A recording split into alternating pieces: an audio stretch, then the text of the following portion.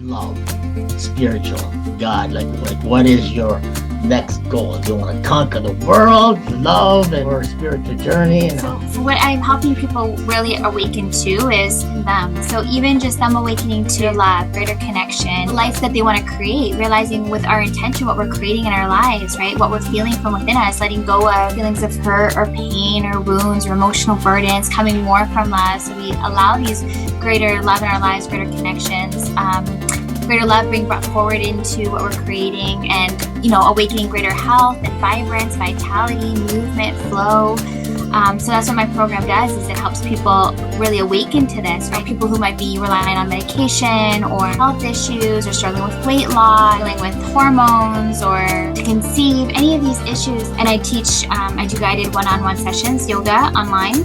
Right. And then I also have a program where I help people get intentional about what they're creating in their life and awaken their hearts to greater love in their life, greater connection within self and those that they love, are more intentional with what they're creating in their lives and how they're feeling within themselves, and to live life with greater love, right? With more connections in your day and in life, and how beautiful this truly is.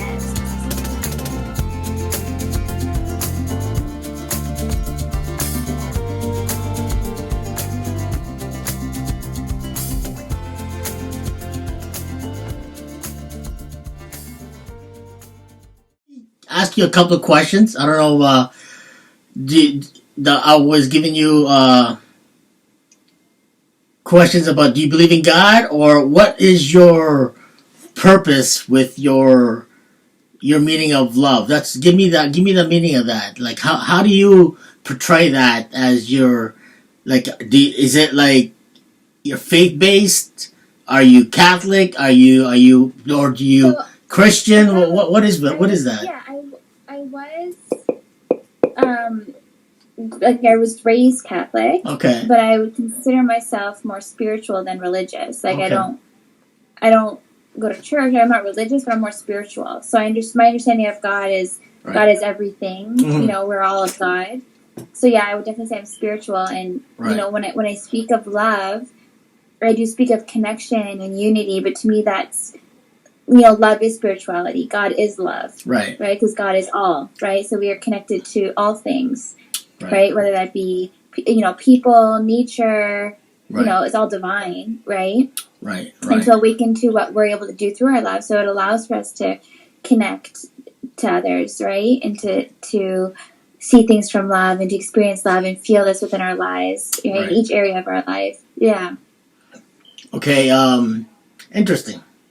What can I ask you? Like, I'm just being curious about like, okay, since you were Catholic, what's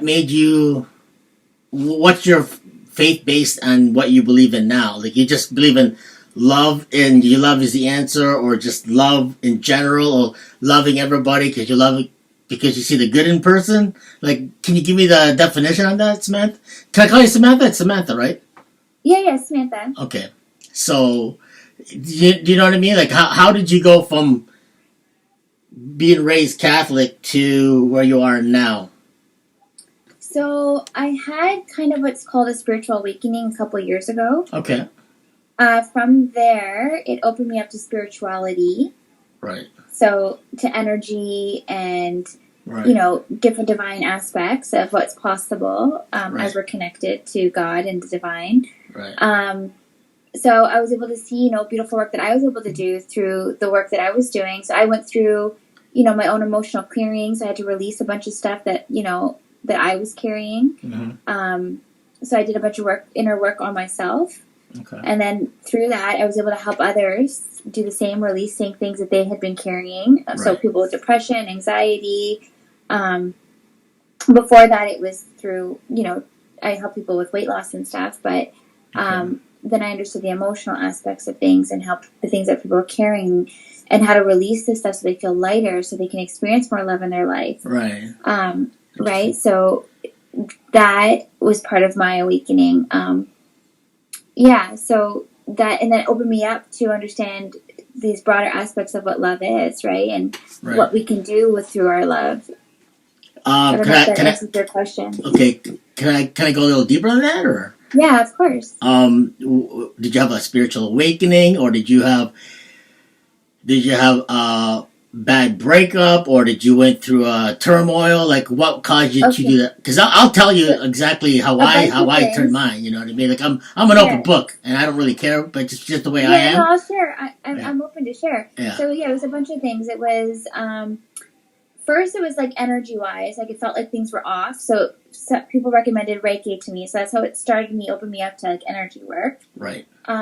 From there, I had some pretty crazy experiences spiritually, metaphysically, amazing and dark. So I went through like dark night of the soul. I had different voices come in, different things, affecting me. So I went through some darkness for sure. And Wow. through it was Really? sorry. Okay. No. Yeah. Yeah. No. Go on. I'm just very, very interested in why you are really emphasizing the way you are now. Like, you're very. I don't know.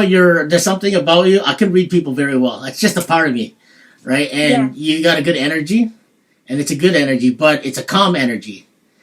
And I don't want to like to me. I'm very cautious because I see everything, and I can read people very well. With you, you got a good energy, and you're very um, humble and monotone, and you're what's the word of that? Kind. Is that good? Is that No. your nature, or is that the way you Yeah, are? I think definitely through the experience, Right. like being more soul connected, heart connected, Okay. it connected me more into my heart. So Okay. there was a lot of things that I was carrying that, you know, I just see things differently now. So there was definitely shifts, and I've evolved so much. Mm.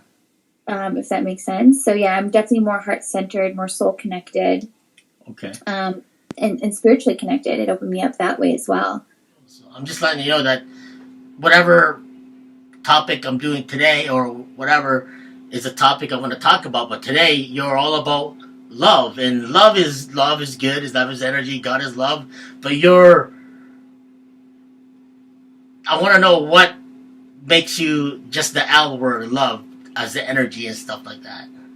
Like, Yeah. like, are you open to tell yourself your story about that, or your Yeah, history, or why you like absolutely. that? Yeah, I'd Okay. be happy to share. I think it's such an important message. I think who Yeah. doesn't want to feel love, right? And a lot Absolutely. of issues stem from a lack of love or lack of feeling this, right? So when we're connected to that, we feel more connected. We have these beautiful experiences. We're able to experience more of this in our lives, right? Okay. Right. Okay. And So get this also, topic going.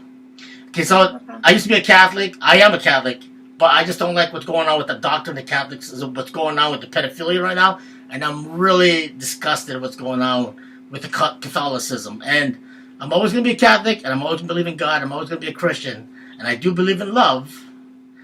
But Right. I'm also true in what's going on in this world today.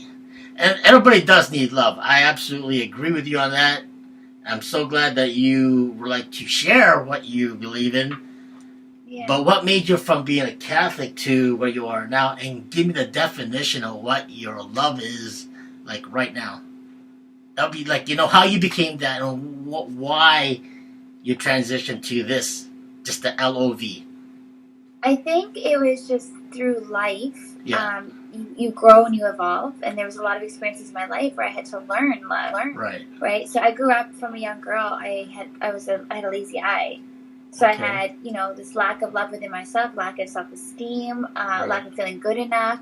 So there was a lot of things that I struggled with from a young age, Really? feeling a lack of love. So it drew me to, for me, I was drawn to the gym, so I started working out. So I had to learn, love that way. It helped me build my self-esteem, and then I started helping other people lose weight and find that love within themselves, and create amazing transformations happen through this.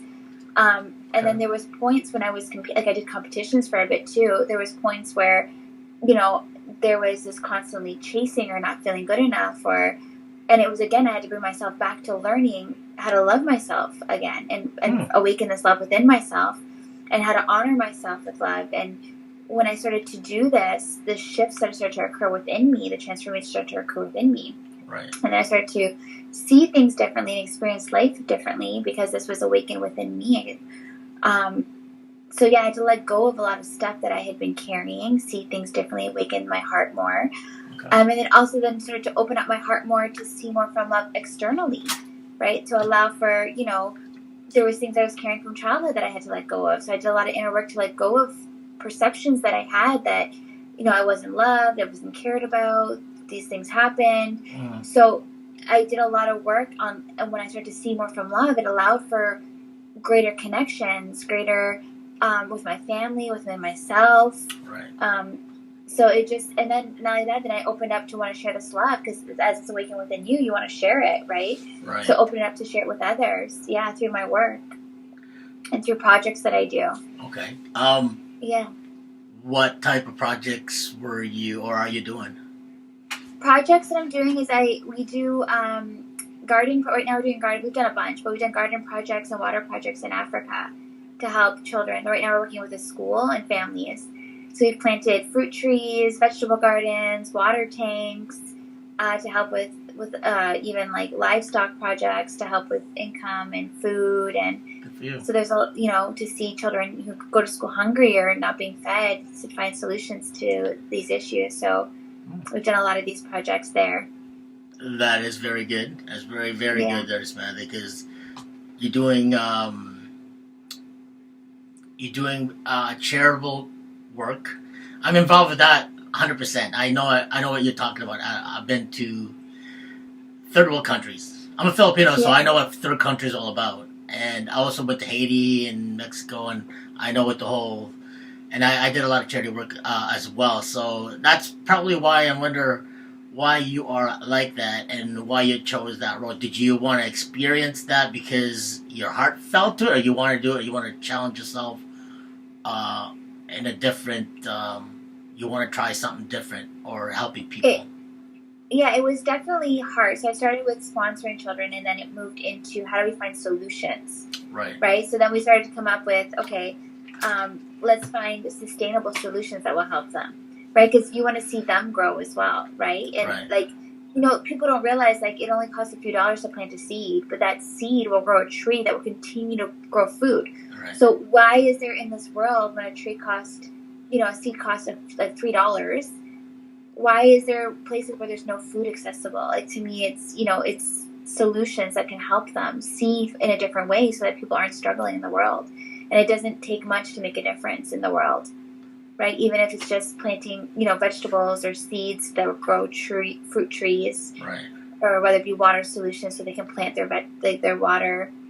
But it has a ripple effect because, you know, we're doing a school right now, which is with 150 kids. Those kids went to school hungry. You know what I mean? They weren't being fed, and now they're planting these seeds, and they're being part of this change that will not only affect them so that they can go outside and pick a fruit from a tree and not have to worry about food anymore, but future kids that go to that school who won't have to deal with that, who don't have to worry about hunger. Absolutely. Do you know what I mean?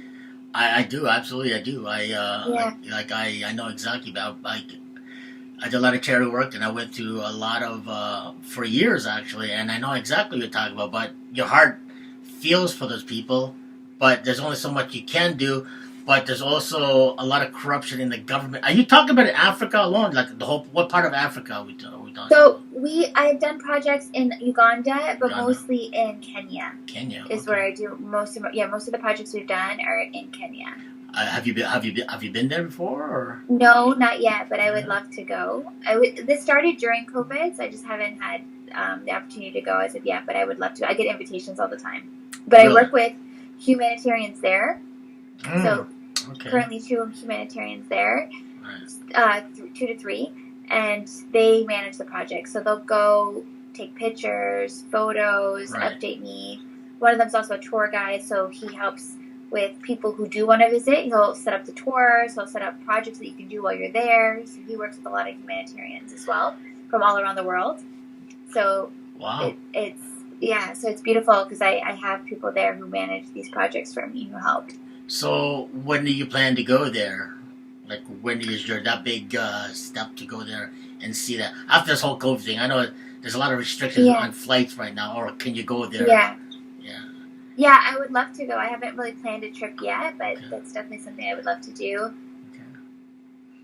That, and I also do, so I'm doing Heart Awakening work as well. So I run, I'm hoping to do a retreat soon for people who want to awaken their own hearts. So it's about releasing, fears, people who are carrying shame or guilt or lack or emotional burden, stress, to release this and awaken this greater love within themselves and feel this greater love so that they have greater relationships, whether it be greater communication, greater connection in their relationships, and the way they see things. How do we see more from love rather than from the hurt? A lot of people are still carrying hurt from relationships or their past or wounds or pain, and it's about releasing this so that they can awaken this greater love within themselves and to see more from love. So they're not, being triggered or angry or disconnected in relationships or disconnected from family. So we awaken this greater love and unity and connection and communication. You're very interesting there, Samantha. But how long have you been searching for this, or how long have you been doing this? Like how long? Like have you started like a long time ago? Since you're, let me tell you something. You have the same mindset as I do, but your connection is a different than mine, because I used to be a competitive bodybuilder back in the day. So that's what I mean. For you to be an actual, because I know the whole thing about competitiveness, competition, for 10 years competitively. Wow. And I used to work at a gym. I used to be a personal trainer, and I know all about that. And so have you, right? Yeah, same. I was 10 years on and off competing. Okay. I was a personal trainer. Have I met you before? I don't know if I met you, because I competed back in the 90s. I'm back in the early generation, 90 to 98. I would have been 2000s. Okay, so you're after, okay. I retired in 98. And so did you work at Good Life? No, so I actually moved to Windsor for 6 years. Oh, you did? So when I was living in Windsor is when I was training people, and I was doing a lot of extreme weight loss and transformations there. Really? Wow. So in Windsor, I used to live there. I lived in Windsor, London, Kitchener. Oh, wow. Because I used to work at Total Fitness athletic clubs. So I was traveling from Windsor to Kingsville to London to Guelph.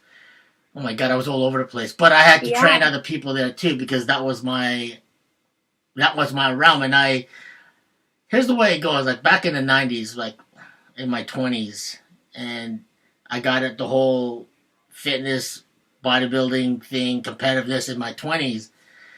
And you see a lot of different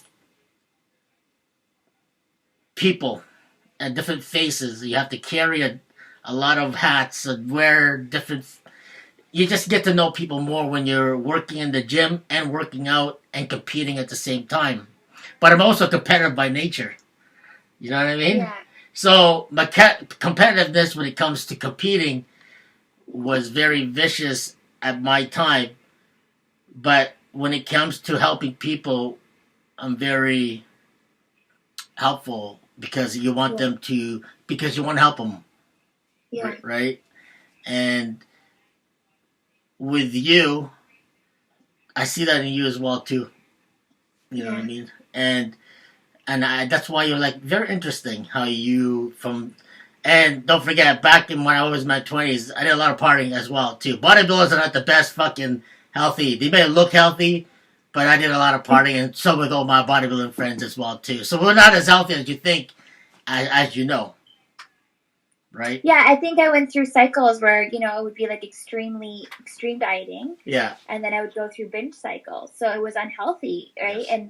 And that's what I mean was the biggest thing that helped me bring myself back into harmony, where I wasn't having to, I would spend hours in the gym, where I felt like I needed to work out to be healthy or to be fit or to, and I would look at people and be like, why is it so effortless? And I was like, I felt like a hamster in a wheel, right? Right. So then it was about, I had to bring myself back into connection with my heart and my soul. Right. And I just started to look at food differently. And I'm like, okay, I'm going to start nurturing my body.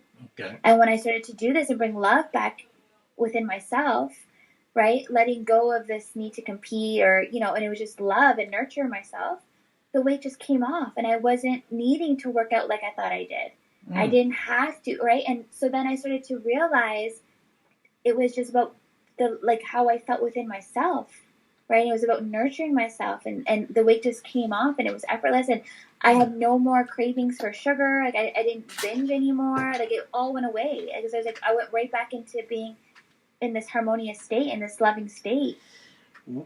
Wow. Are you telling, you mean to tell me, I feel like competitive when I'm competing, I'm in like tunnel vision mode. Like no one screws around with me. I'm just this and that and no one. I was like that too, yeah. And then I didn't go with my exes and everything because I was always me, because I was one. I've won a lot of competitions. I got a lot of trophies, but I was very empty inside as well.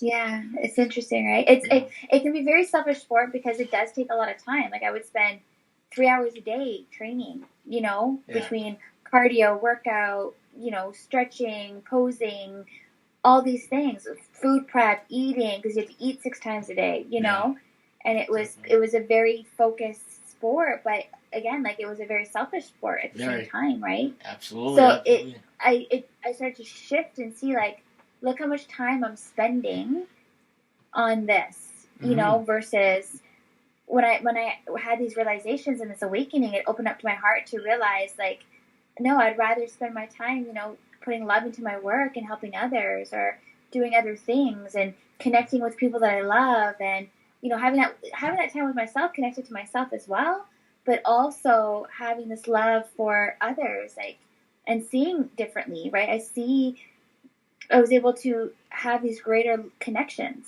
greater time, even just being present in nature. Like I started to connect more to nature, right? Going for walks. Now I train, like I stretch and I'll walk and hike, but that's mainly what I do. That is so awesome, man, because like I tell all my friends, my friends who are not really still, they kind of retired, but they always wonder why I don't go to the gym anymore because that's the past. I don't go to the gym anymore. Yeah. I just work out of myself by walking and just do a little bit of weights and that's about it and keep my mind, body. Focus.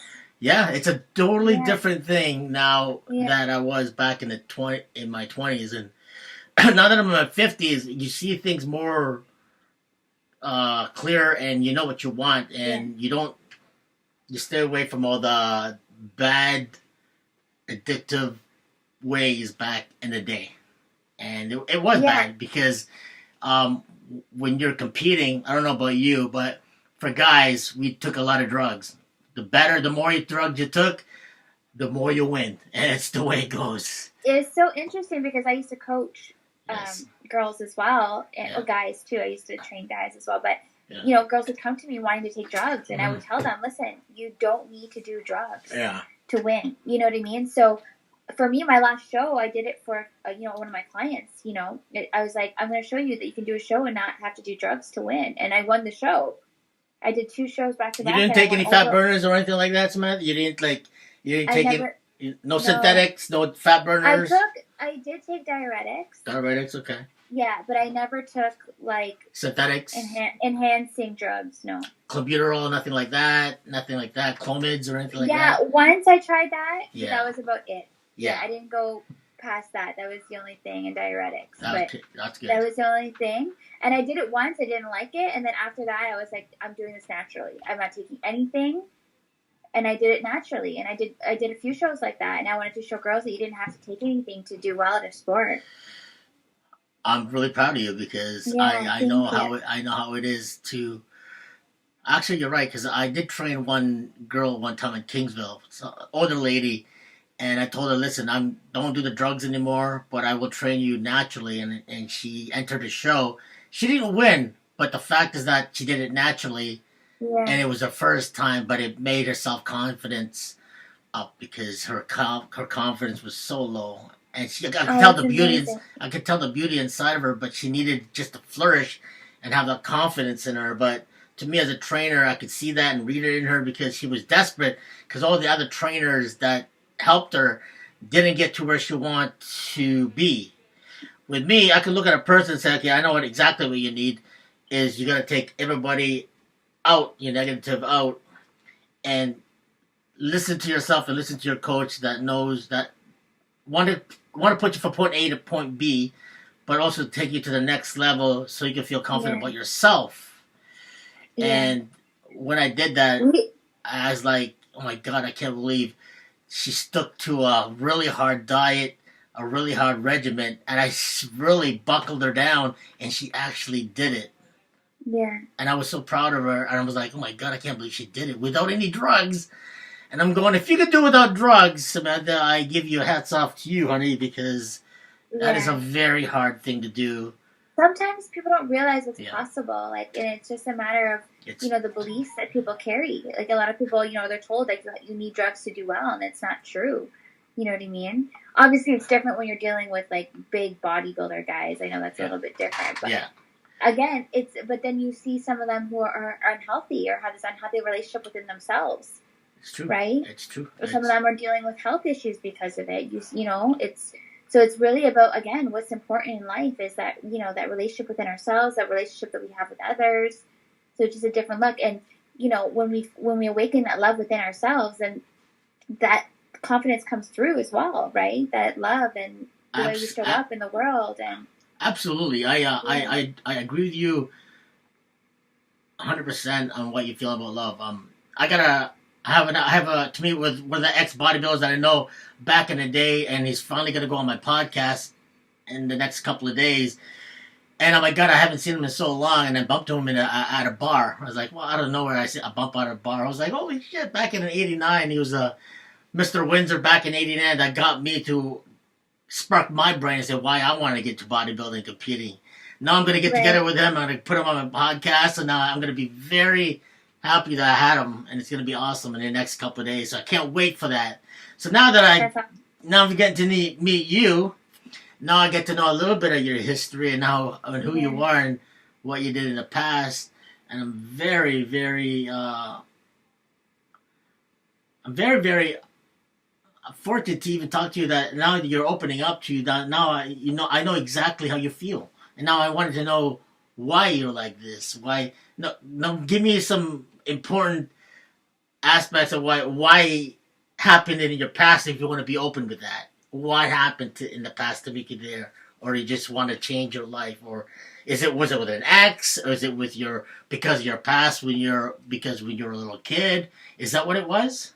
There's this evolution that took place. So from a young age, like I had lazy eye since I was 4 years old. So I had eye patches. I had to have surgery to correct it. So there was a lot of not feeling good enough, comparing myself to others. Why am I like this? I used to cry myself to sleep, like no one's going to love me, right? There was just a lot of insecurity, very shy, and, I couldn't look people in the eyes for so long because of that. Yeah. I was fortunate in school, like I had friends, but, there was times where I was bullied or didn't want to go to school or, so it was difficult, my childhood. And then the moment I hit, like as a teenager, that's when I started to feel like after my surgery, I just wanted to feel like I belonged. I just wanted to feel like I felt loved. Because I also felt like sometimes like the black sheep of my family. Like I didn't belong in my family, right? Oh, yeah. So there was a lot of emotions that I carried from childhood. That's what got me into working out because it gave me that sense of confidence where that's why I felt drawn to it, like being on stage and right. But then again, it was about learning. That whole process was bringing me back to learning that love within myself, right? To look at myself with love, right? And to awaken that love within myself, right? How do I start to nurture myself, honoring myself, showing up with love and feeling the sense of love for, again, my relationship. So I did a lot of work within myself to let go of the things that I was carrying from childhood. And there's so many people who still carry these things, right?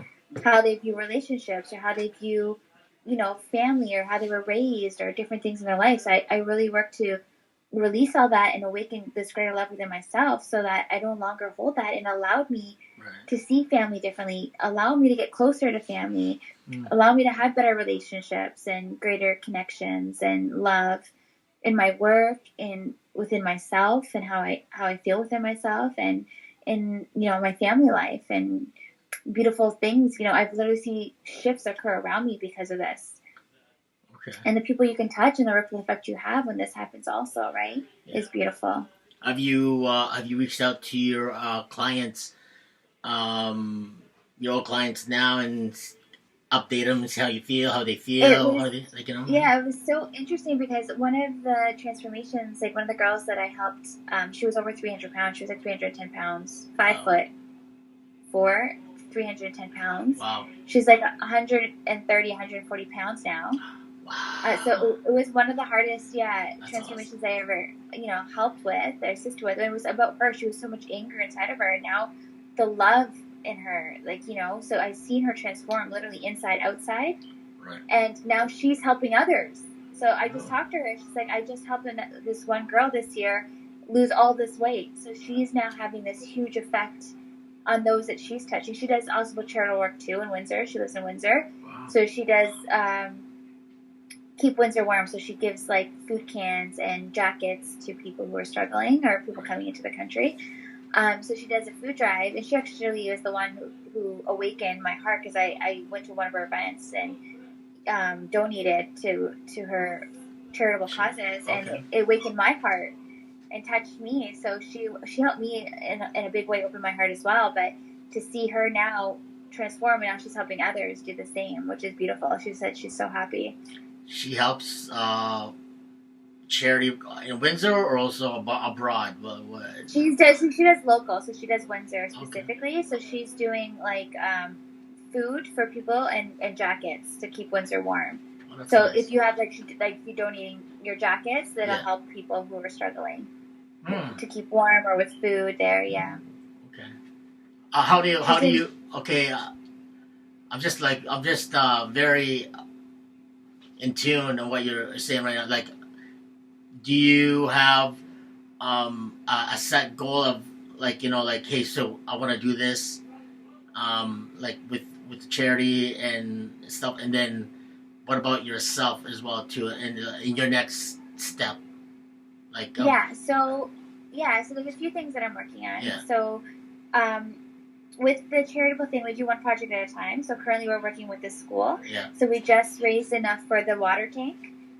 They've just planted 30 trees. They have a garden started. We'd like to plant a few more gardens, and they might need fencing around the garden. So we're just waiting for the tank to be installed this week, which is super exciting because they were walking for water, and now they'll have water available at the school, which will also help with their food there. So once that's done, then the next project arises. So I just go based on one project at a time. So right now we're working on with the school, and then we've also done there's a slum area there. Yeah. So we've done with 10 families. We planted vegetable gardens and trees, avocado trees. So we did that as well. So we recently did that project as well. Okay. And then for another mother, we worked with her to plant vegetables and with water as well. So we did a few.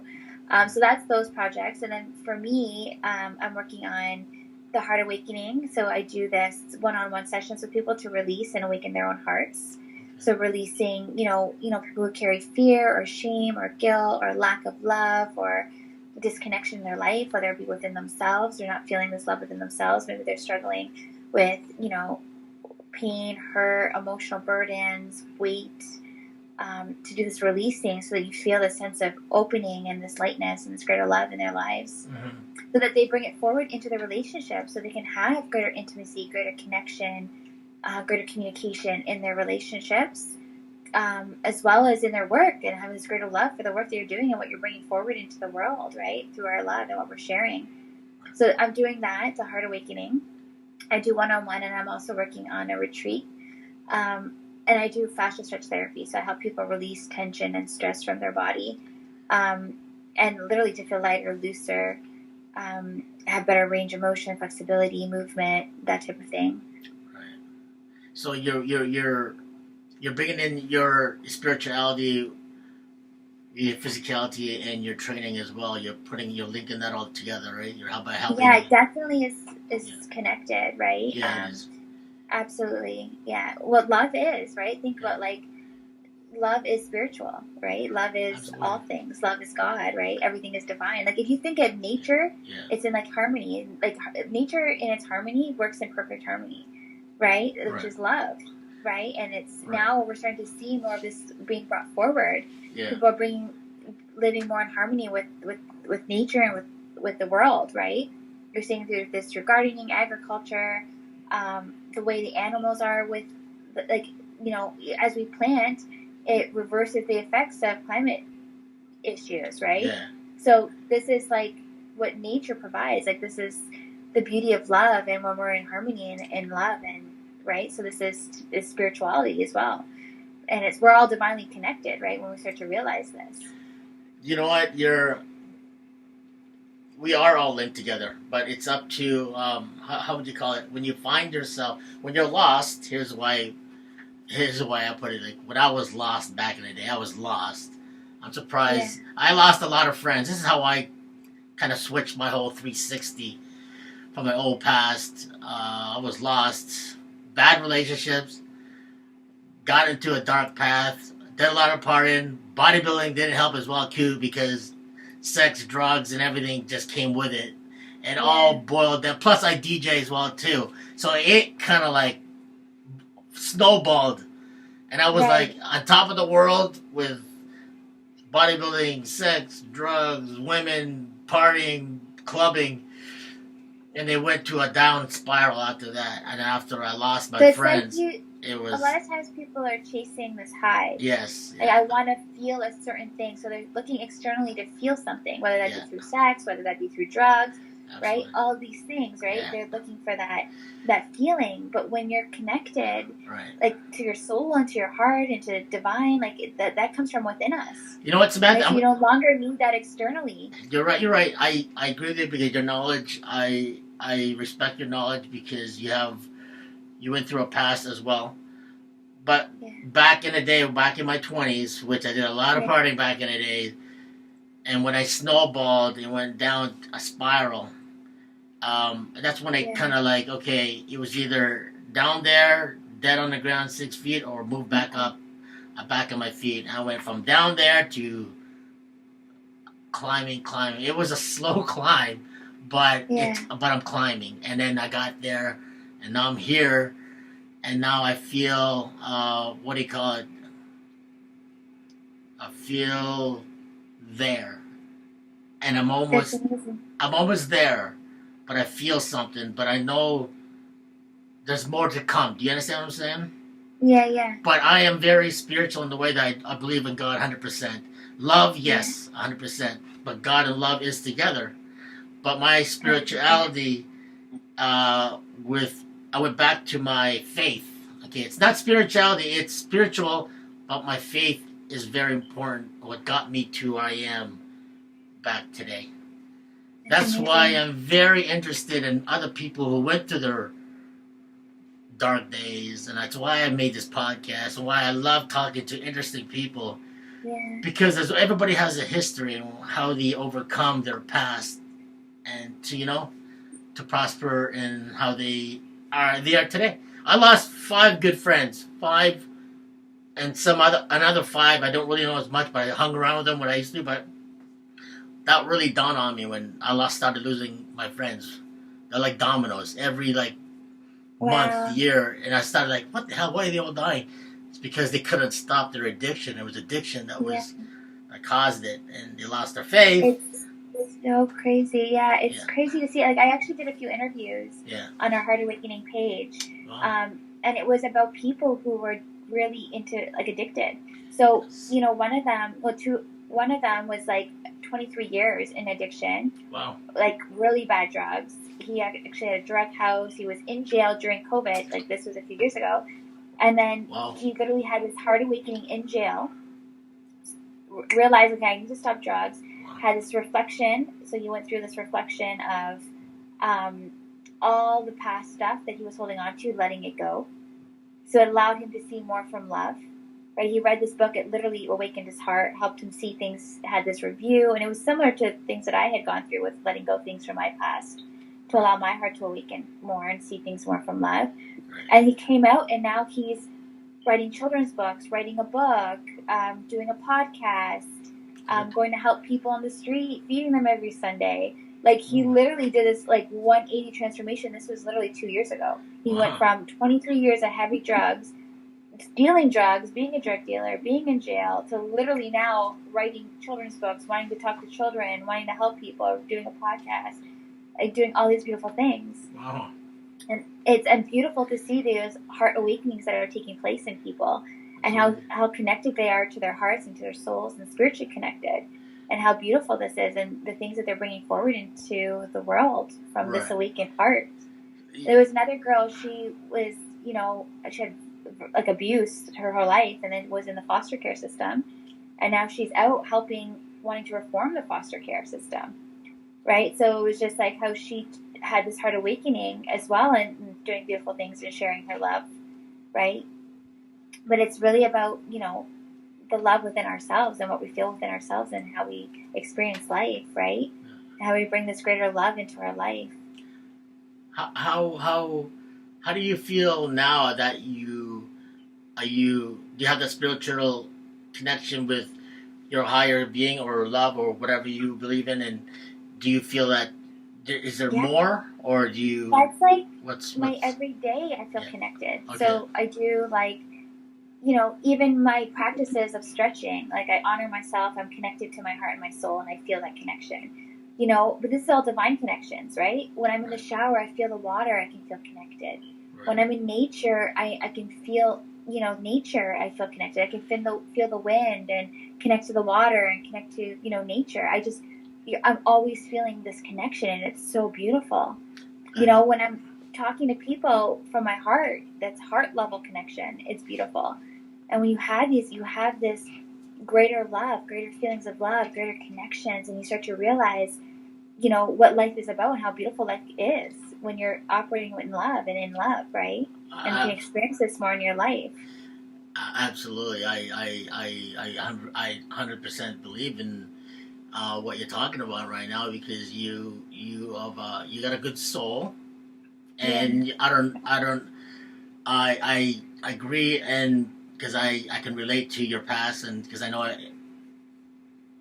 what it feels to be in a dark past, but also the whole bodybuilding fitness thing and the whole sex drug appeal, and I've been there, done that. I don't it doesn't, because when you experience that, you don't want to go back to that. That's for sure. Yeah. But you also want to help people who are in their climb of finding themselves or finding their love or their spirituality. And for you to do that is awesome. I give you 100% respect for that, Samantha, because I was like, okay, there's something about you, man. Because I was like, you're spiritually connected. You're really heavily into love, which is great. Yeah. But heavily into love can also lead to, okay, some people are going to think you're a kook. Is okay, this girl's a kook. Like, do you have experience with it? Okay, what people don't realize either, too, is, like, the miracle of love. Like, I've seen people literally heal from this. So, like, people who are depressed come off depression medication. People who are anxious no longer feel anxiousness. People who feel disconnected allow themselves to feel greater connection in their life, right? Like, think about who doesn't want to feel love in their life. Oh, right? Absolutely, and there's people who, like you said, with sex, it's chasing a feeling, right? But it lacks the intimacy and the connection. Oh, absolutely. So we start to look at sexuality differently, and we look at it more from, greater connection, greater intimacy, greater love, genuine love, right? Absolutely. So you have relationships based in genuine love rather than feeling disconnected, anger, triggered, right? All these feelings, or just no feeling. Like, if you're just chasing sex, then is there that deep connection? Is that heart connection? Are you feeling connected on a deeper level? Are you feeling the intimacy, right? Absolutely not. You offer each other, right? Absolutely not, Samantha, because when you just chasing sex, there is no love in just sex. It's just sex. Yeah. There's no connection. It's just thanks, bam, that's it. There's no connection there. There's no feeling there. It's just thank you, I'm gone. But when there's a connection and you're feeling that love, there's nothing more greater intimacy when it comes to that. Absolutely. And it's so beautiful, right? Oh my God, it sounds absolutely so awesome. Much more felt, right? Because then people are always chasing the next thing. It's like you're always looking for that next feeling of feeling good, right? But it's not that sense of fulfilling from within. Are you that greater sense of love? Are you kind of like are you kind of feeling like that? Okay, I just lost my train of thought for a second. It was something in my head. I said, "Oh my god, I gotta get this out." I was like, "No, I just lost it." Like, what the Oh heck's going no, on? it'll come back. Yeah, it'll come back. It'll come back. Yeah. When you when you were how did that go with your relationship? Did they think that, like, in the whole fitness bodybuilding relationship, you must have had relationships with the guys that are like, come on, like when you're in the fitness, when you look good, there's always gonna be guys coming up to you. You look good, blah blah blah. Did you have a connection with them? I was in a long-term relationship, so I was in a 12-year relationship. Oh my gosh. Yeah, so I was in a long-term relationship. I was very supportive of, my working out and stuff. Near the end, it didn't really work out anymore just because I had gone through the spiritual awakening and I was, awakening to within myself. So there was a lot of inner work that I was doing on myself. And I was trying to get him to do the same, but I don't think he was ready for that. So there was resistance there. So we kind of grew apart, which was, it is what it is. I was at peace with everything. So I ended up leaving that. But at the end of the day, I was able to leave with like so much love for him and wishing him the best, right? And wanting the best for him, but realizing what my heart wanted at the same time, which was, this genuine love and connection and heart connection and soul connection. But he didn't have that love connection because he didn't want it, or he did. There was just stuff within him that he wasn't happy. So I had done all this inner work, but I noticed within him there was so much that he wasn't happy with within himself. And I was trying to get him to do the work, and he wasn't ready. He wasn't at that place, right? 12 years is a lot of years there, Samantha. That's a lot of years. It was a long time, yeah. And for him not to give and take, or for you, were you pressuring him at all, or did he just say, okay, that's too much for me? Guys can do that, okay. Yeah, I think there was definitely resistance, and maybe he just wasn't ready. And I also was going through a difficult time, like, on my part. So I was changing. And I don't think he liked the change. Because I was going through this spiritual awakening, and I was no longer the same person. So I was, stepping back from the gym, and he didn't like that. I was doing more, like, meditation and yoga and walking, and he wanted me to work out. Like, he didn't want me to change. So there was a lot of resistance there because he wasn't liking, the process of my spiritual awakening. It was difficult. I went through, difficulties during that process. It wasn't easy for him. Right. So I had to honor, my heart at the time and say, like, I just feel like, right. I felt like we had grown apart. Do you feel like this person was the right person? How long ago was that? Like a couple of years ago? This was like 2 years ago. Really? Wow. Yeah. Man, did it end up badly? Because that's a... No, it was honestly cordial. It was difficult for him, so he went through it was difficult for him, but we ended on cordial. Like I said, like I had so much love for him at the end. Even like at the end of the day, I said, I just want to see you happy, even if it's not with me, and I wish you all the happiness. But I was also looking within myself for that same thing, for that same love and happiness. And so I was going through this growth and evolution and this awakening and this shedding of all the stuff that I had been carrying. And there was like this new me emerging, and I felt like we were on two different pages. So this was 2 years ago when you started feeling this and started getting more and feeling in tune with yourself. This was 2 years ago. My spiritual awakening was 3 years ago. 3 years ago. Wow. Yeah. Yeah. Wow. Yeah. Before COVID. Literally right before. So wow. I was a trainer at the gym. COVID hit, so I stopped working at the gym, and I had created this program.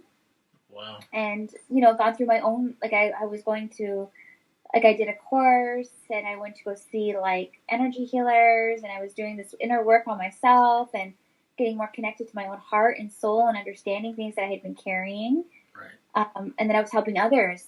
Like I said, I was helping people, through my program that I created with weight loss and depression, anxiety, helping people get off medication who were on medication for like 20 years, So I was doing it for myself, but also helping others at the same time. So it was just a lot of evolution and growth, but it was just like he didn't like the change. So it was hard for me because I felt like I was being, like he wasn't accepting of it, and it was kind of holding me back. And at the same time, he wasn't happy.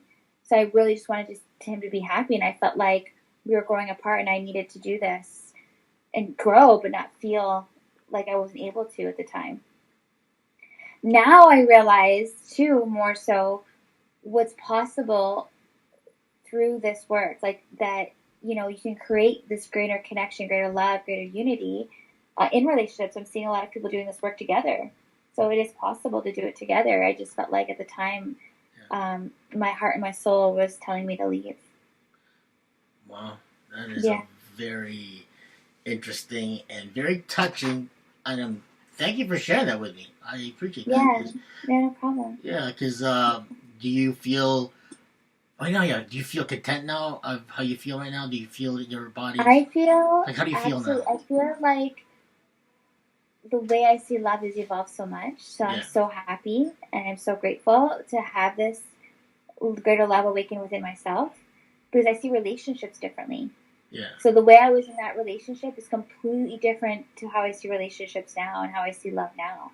Like, to me, it's so much more deeper connected. It's so much more of a soul and heart connection and greater intimacy, greater communication, genuine love. Like, I just see relationships differently, you know? Definitely there's been this growth and evolution within myself. Really? So in the last, after your life, after the last 3 years, you're really sticking it to your tune, and you still have more... There's this greater awareness within myself, too, of who I am, right? Right. Like, this evolution from, you know, who I thought I was, but really realizing, awakening to, you know, the love within myself, right? Because at the end of the day, like, if you look at any spiritual teacher, any master, they speak of love, right? The fabric that holds everything together in life is love, right? And when you come back to that, you feel at home within that, and that's always within you, right? So you experience life with more love when you awaken to this. Okay. Do you read spirituality books? How did you come up with this? Did you dissect the meaning of love, or did you? How did you, like, really, like, you know, like you say love a lot, man, and I love it, because love is love. You can't. Everybody is looking for love. Everybody wants love, right? Unless you're something not right with you. But with that love, there's got to be some meaning to it. Your meaning to it is, what is your meaning of love to yourself? You feel like, okay, you just need that loving yourself. You're loving yourself, or loving everybody, or the way they are, or what's your meaning of love? You know what I mean? Why you feel so much love? Is it just because of your past, or do you want to know more about, you know what I mean? So, let's get back to her, because we're just getting more information on, like, about your love. Did you dissect the word of love and made it your own meaning, or did you find out more of why you feel so much love right now? Why you grew out of your relationship to growing with yourself? Is there something that you needed in your life to feel something? Like, you know what I mean? There's got to be something like that, right? Or did you, like, how did you, because of the love, you wanted to feel something more? Is that what it is, or no? More spiritual connection? Sorry? More spiritual connection, more like love with yourself? So I was feeling this disconnection. So, you know, going through the spiritual awakening that I did and the process that I did, it was bringing myself back within myself. Right. And it was bringing me back to love. And whenever I did that, I would feel this greater sense of connection to myself, who I am, and what I wanted to share, what I want to bring forward, who I truly am, right? Yeah. There's been many teachers who I've followed, and, you know, Jesus was a big one. You know, I'd read a lot of his, you know, teachings, or and it always reminded me of, you know, the things that, you know, cause people to struggle is usually the perception of the way they see things. So when we're coming from love, we're able to see things from love, and it just shifts the way we see things and how we experience life, right? So he was a big component of, it didn't matter what I was going through in my life. There was times when, you know, there was difficulties, and I was able to stay in love and not be affected by the outside experiences. So there was a lot a lot of teachings and people who share the same teachings who helped inspire that within me as well, to help me remind, like, the moments that I wasn't in it, to bring myself back to that, and, you know, that truth, and how amazing that feels when you're connected to that. Okay, all right. You're, I'm kind of understanding now, because it all boils down to the past as well too. Because everybody, whether you've been bullied or you're the bullier, there's some kind of disconnect, or some kind of why you were like that, or why they were like that, and why you were, and okay, you were shy, you know what I mean, and then you kind of broke out of your shyness because of your past, and now you feel that sense of it's actually helped me see things so differently now. So when I see somebody acting out, someone who's angry, or someone who's acting out, they're acting out from a lack of feeling this love within themselves. Right. Let's look at the shooting that just happened in the school with all those children. That was an 18-year-old boy. That's a young boy crying out to be heard, seen, and loved. Who wasn't feeling love within himself, or maybe wasn't shown love in his life.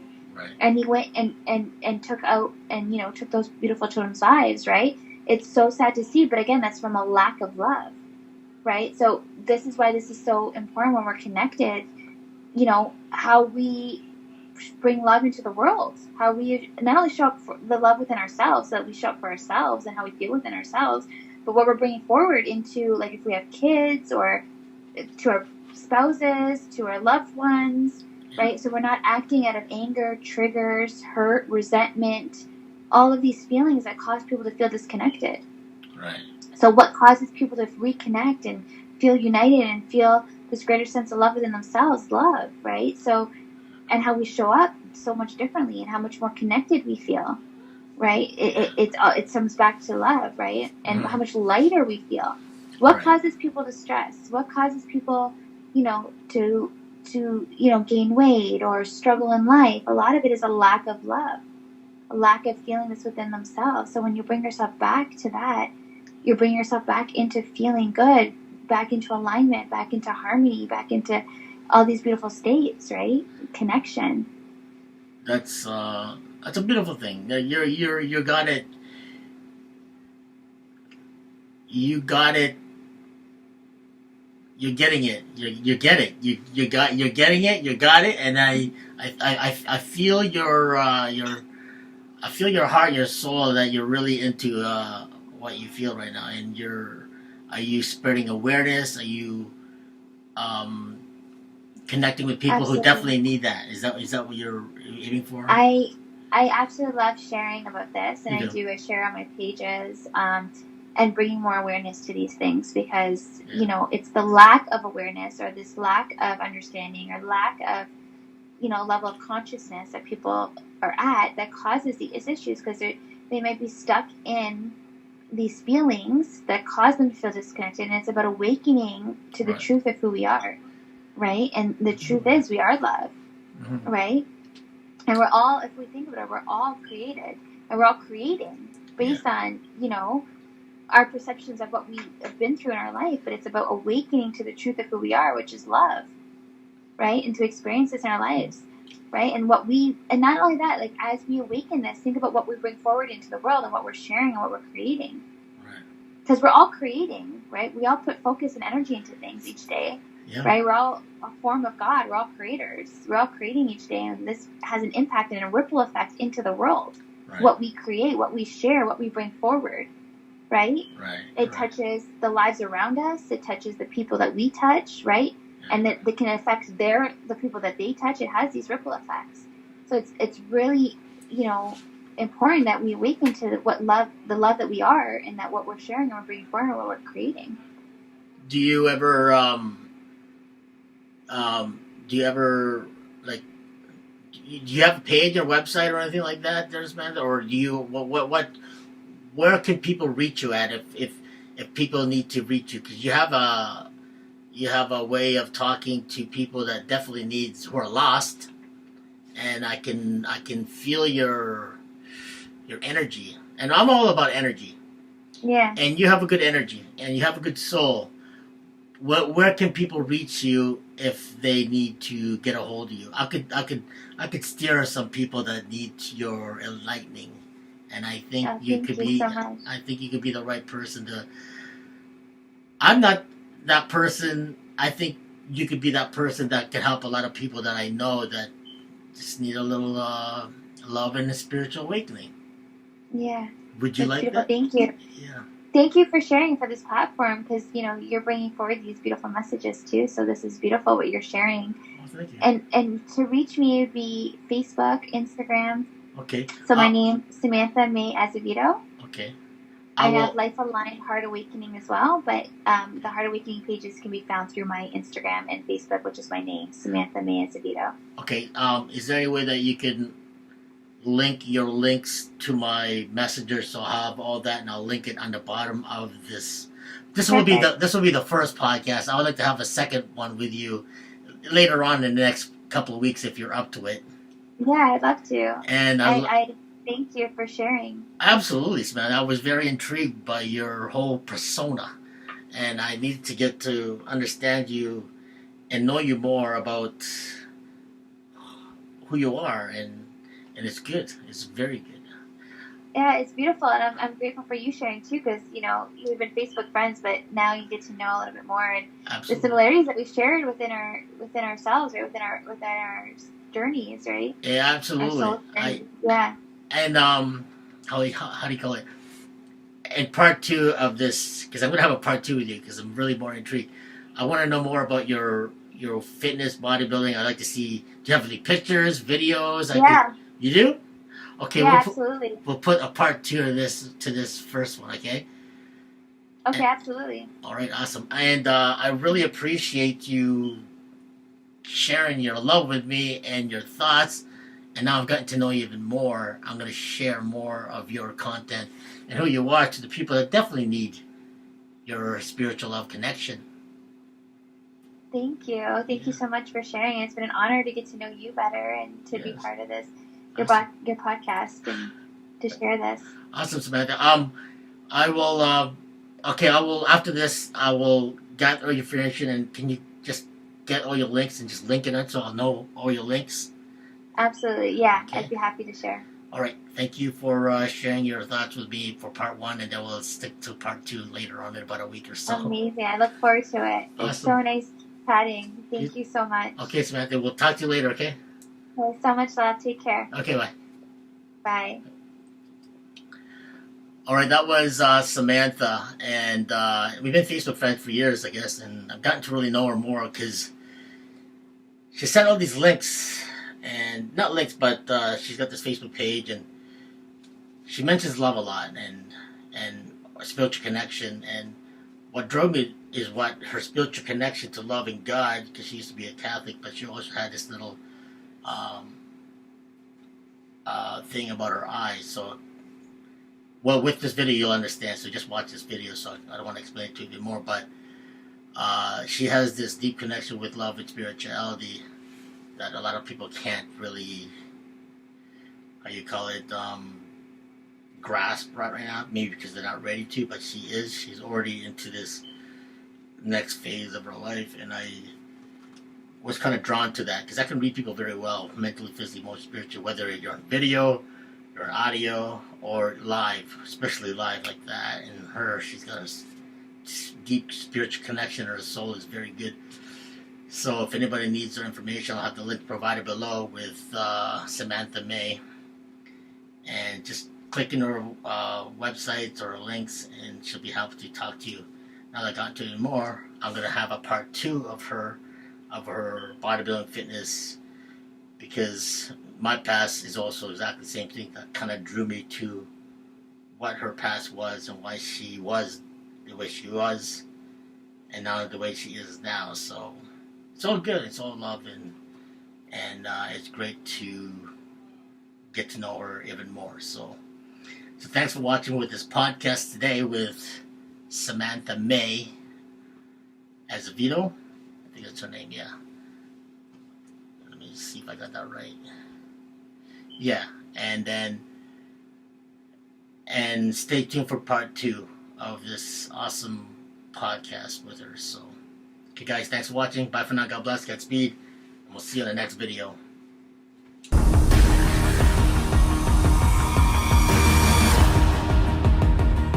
Yeah, I had corrective surgery when I was 13, so right before high school, Right. I had it corrected. So after, when I entered high school, I felt like I was, my childhood, I felt like I didn't belong. I felt like the black sheep. It's hard for me even to look people in the eyes, right? Or look people in the face, because I'd always look down because I'd be worried about what they're thinking about my eye. And I just wanted to feel like I belonged. So I was looking for love externally. I was always looking for this love outside of me, right? To feel like I fit in, to feel loved, to feel like I belonged. And I was noticing that all these places that I was looking for, that it wasn't there.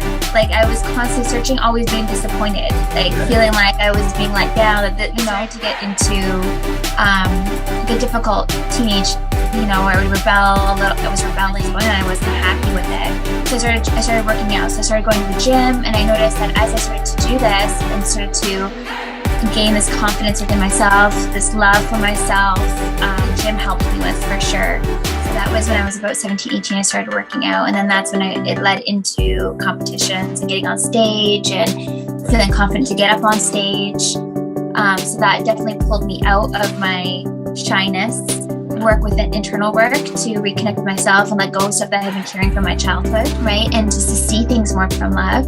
So the gym started that process for me, and then I did like emotional clearing work and had this like life review of my past. It wasn't defining me, and I wasn't holding on to hurt, wounds, pain, anger.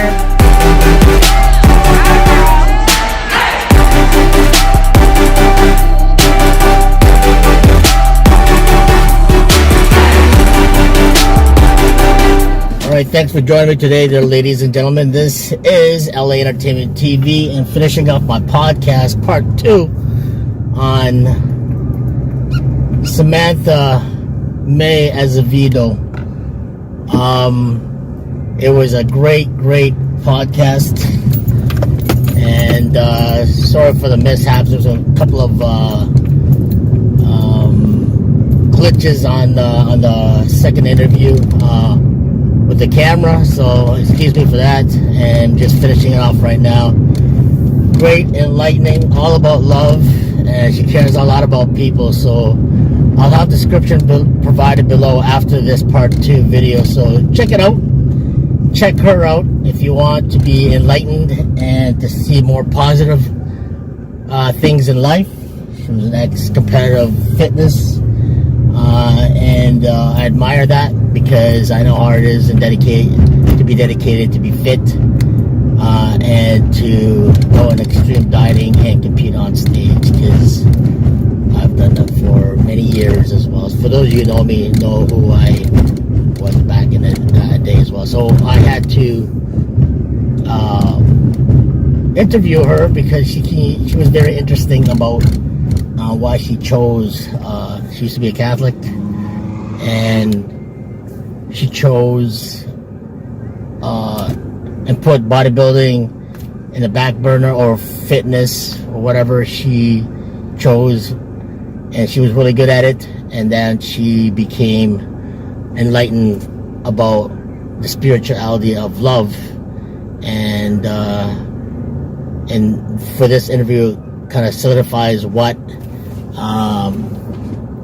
I was asking for, and about her path to this new enlightening spirit of love, compassion, and all that good stuff when it comes to positivity. So check her out if you need enlightening diet plans, anything that deals with drug addiction, anxiety. She might help you out. Give her a try. All I know is that she is good, her spirit is good, and she chose the good path. Alright, so check it out.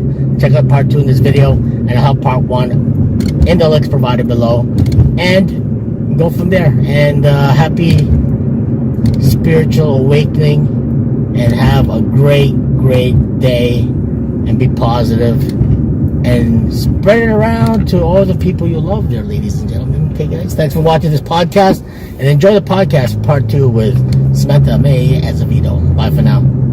Yeah, I had corrective surgery when I was 13, so right before I entered high school. Right. I had it corrected. Okay. Yeah. Did you find your confidence after that? Did you how did that work? So when I entered high school, I felt like I felt like for a lot of, my childhood, I felt like I didn't belong. I felt like the black sheep. Right. So once I had, it was hard for me even to look people in the eyes, right? Or look people in the face. Because I'd always look down because I'd be worried about what they're thinking about my eye. And right. So after the surgery, I entered high school and I just wanted to feel like I belonged. So I was looking for love externally. I was always looking for this love outside of me, right? To feel like I fit in, to feel loved, to feel like I belonged, right? So around the age of, and I was noticing that all these places I was looking for it, that it wasn't there. Like I was constantly searching, always being disappointed, feeling like I was being let down, Right. So like one thing after another that occurred, and I started to realize, because I started to get into like a difficult teenage, where I would rebel a little. I was rebelling, and so I started to realize the path that my life was going on. I wasn't happy with it. Right. So it was bringing me back to myself, and what I was realizing is, so I started working out. So I started going to the gym, and I noticed that as I started to do this and started to gain this confidence within myself, this love for myself. So that's what the gym helped me with for sure. So that was when I was about 17, 18, I started working out. And then that's when it led into competitions and getting on stage and feeling confident to get up on stage. So that definitely pulled me out of my shyness. Right. Yeah, but a lot of it was to show me the love that I was looking was always within me, right? And when I started to do that, and then later on in my life, I had to do, like I said, I did a bunch of work with internal work to reconnect with myself and let go of stuff that I had been carrying from my childhood, right? And just to see things more from love. So the gym started that process for me, and then I did like emotional clearing work and had this like life review of my past, where I started to see more from love, things that I had been carrying, or so that my past wasn't defining me, and I wasn't holding on to hurt, wounds, pain, anger, or these feelings of not feeling like I belonged, or feelings that, no one cares, or this person doesn't care. And these things that people hold on to from their past, I had a lot of clearing to do. And as I did it, it was allowed me to see more from love. And it actually allowed me to feel more connected and have greater love for my family and people that I love, and to see more from love and experience more of this in my life, which was beautiful. Right. So there was definitely an evolution that occurred within me, but it was always bringing me back to myself. So even when I struggled, because I went through, when I was competing, I went through unhealthy cycles of food, like binging. So I was addicted to binge cycles. So I would even hide from eating certain foods. Like I was a trainer, and I would go to the, grocery store next door, hide all these like junk food, right? Because I was in this unhealthy cycle, because I was constantly feeling like I wasn't good enough, or constantly restrictive, like super restrictive. Yeah.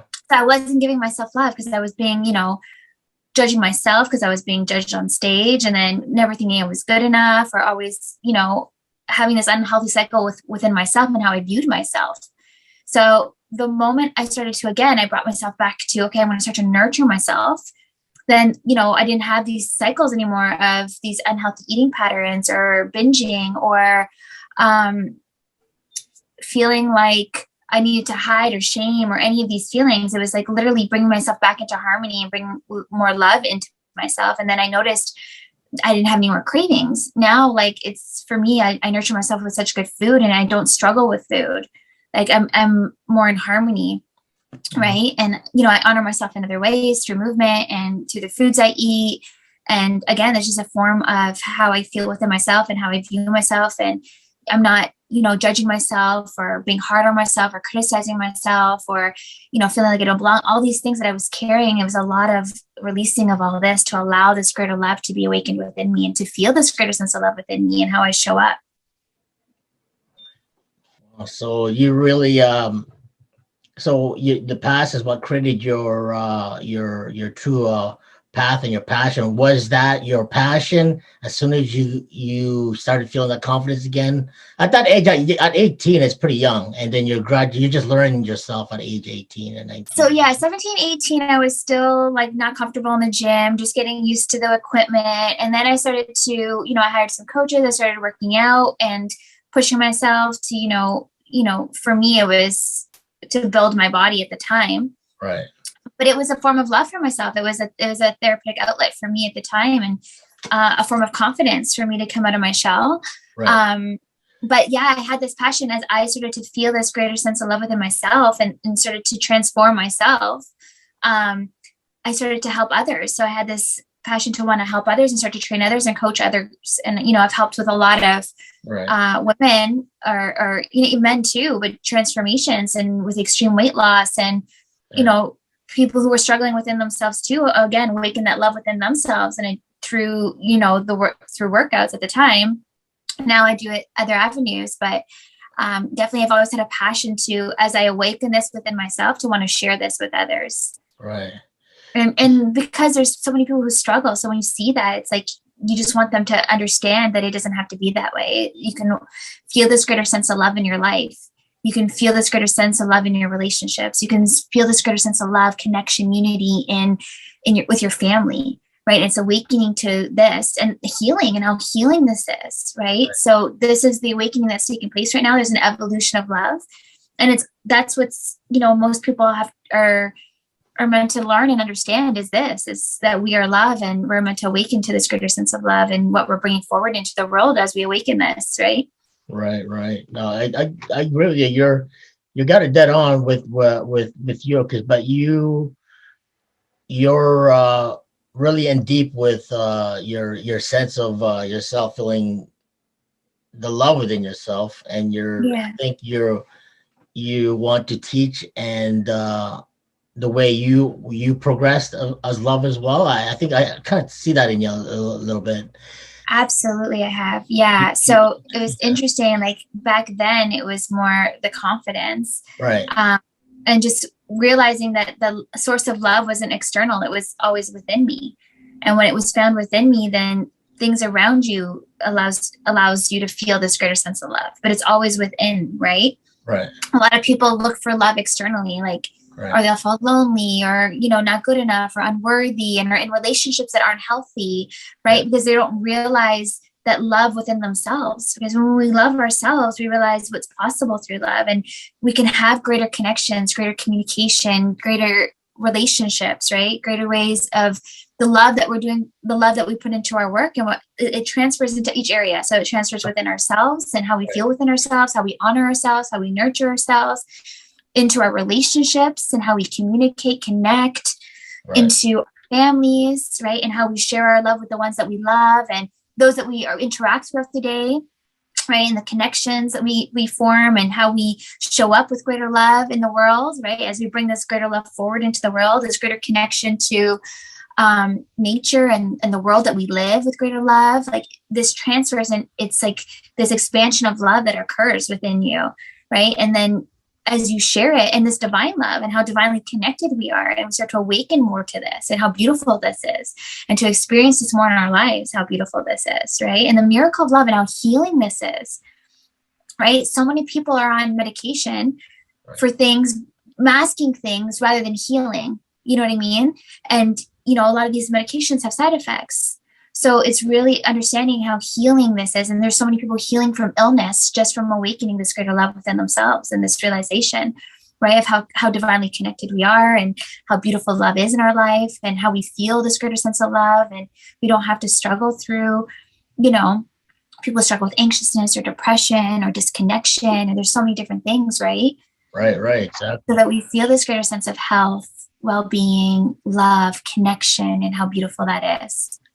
So are you well into connecting with your inner self and connecting with nature, with life, with people? Is that your way of trying to connect with people who are like lost or want to find something else and can't really find themselves yet? But once you find the love within you, will that progress to their confidence to do what they want to do? Is that you found it?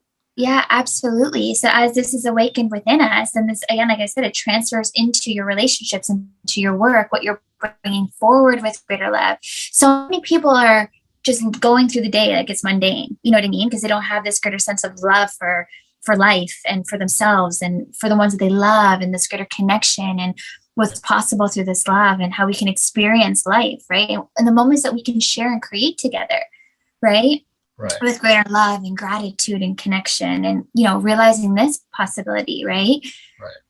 So absolutely, and I'm so happy to, as this is awakened within me, to share this with others, to help them see and experience this in their life, right? Oh, okay. You're okay. When you got into started working out, did you get the bodybuilding bug, or did you see that, hey, maybe I can do that?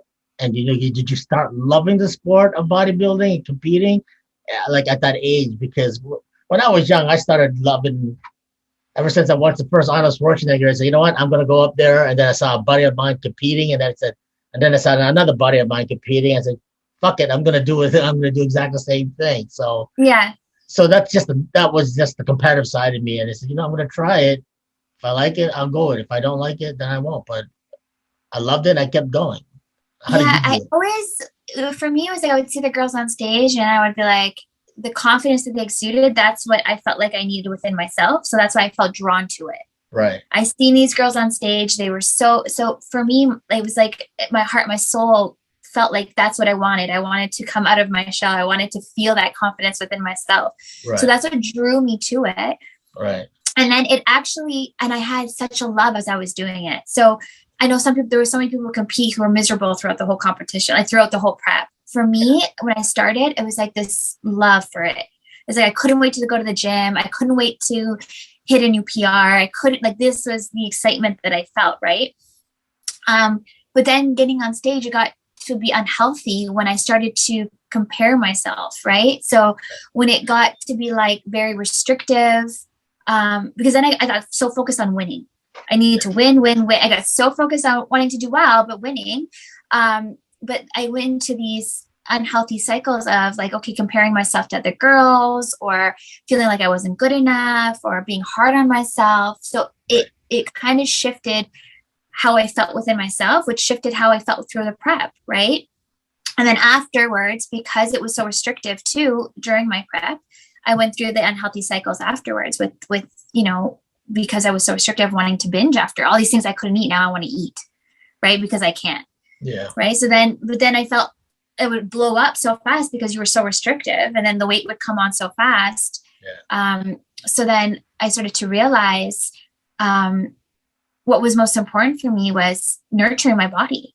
And I got into these cycles where I felt like I needed to work out like 3 hours a day or 2 hours a day. Like I needed to do an hour workout. I needed to do an hour of cardio in order to be fit, or to feel lean, or you know what I mean? Mm-hmm.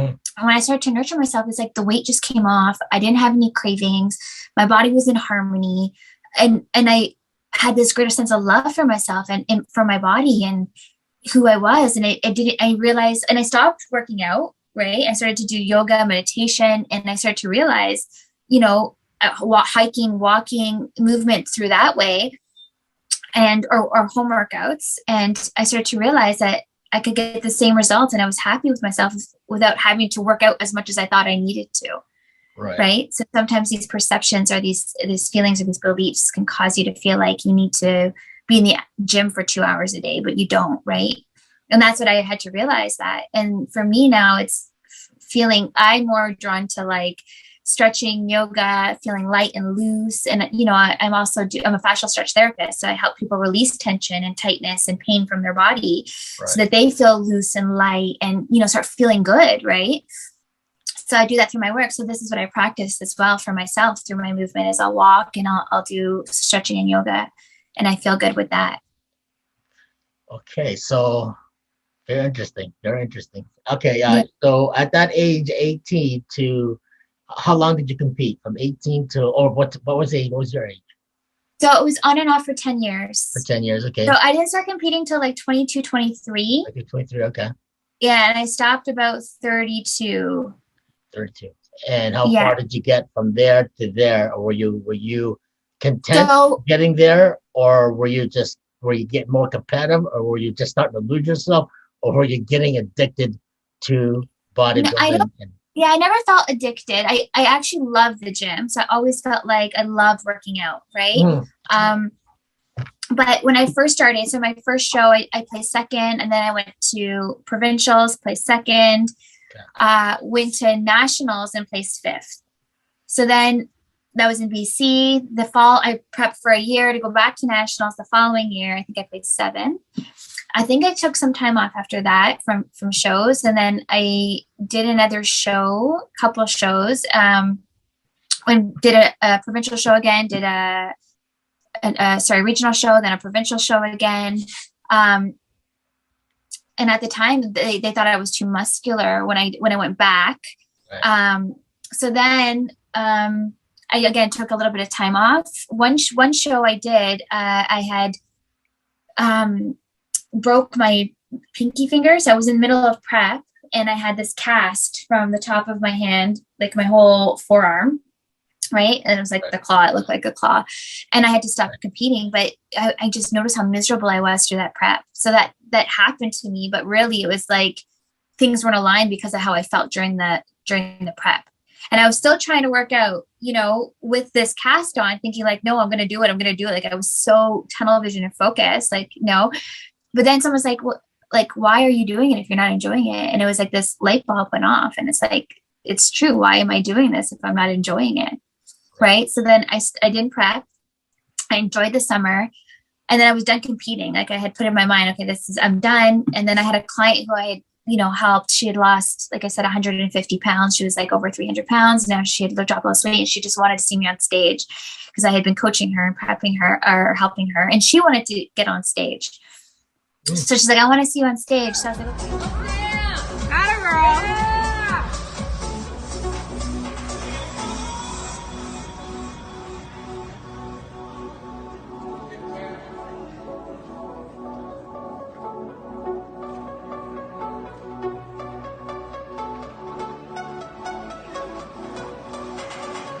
Thank you.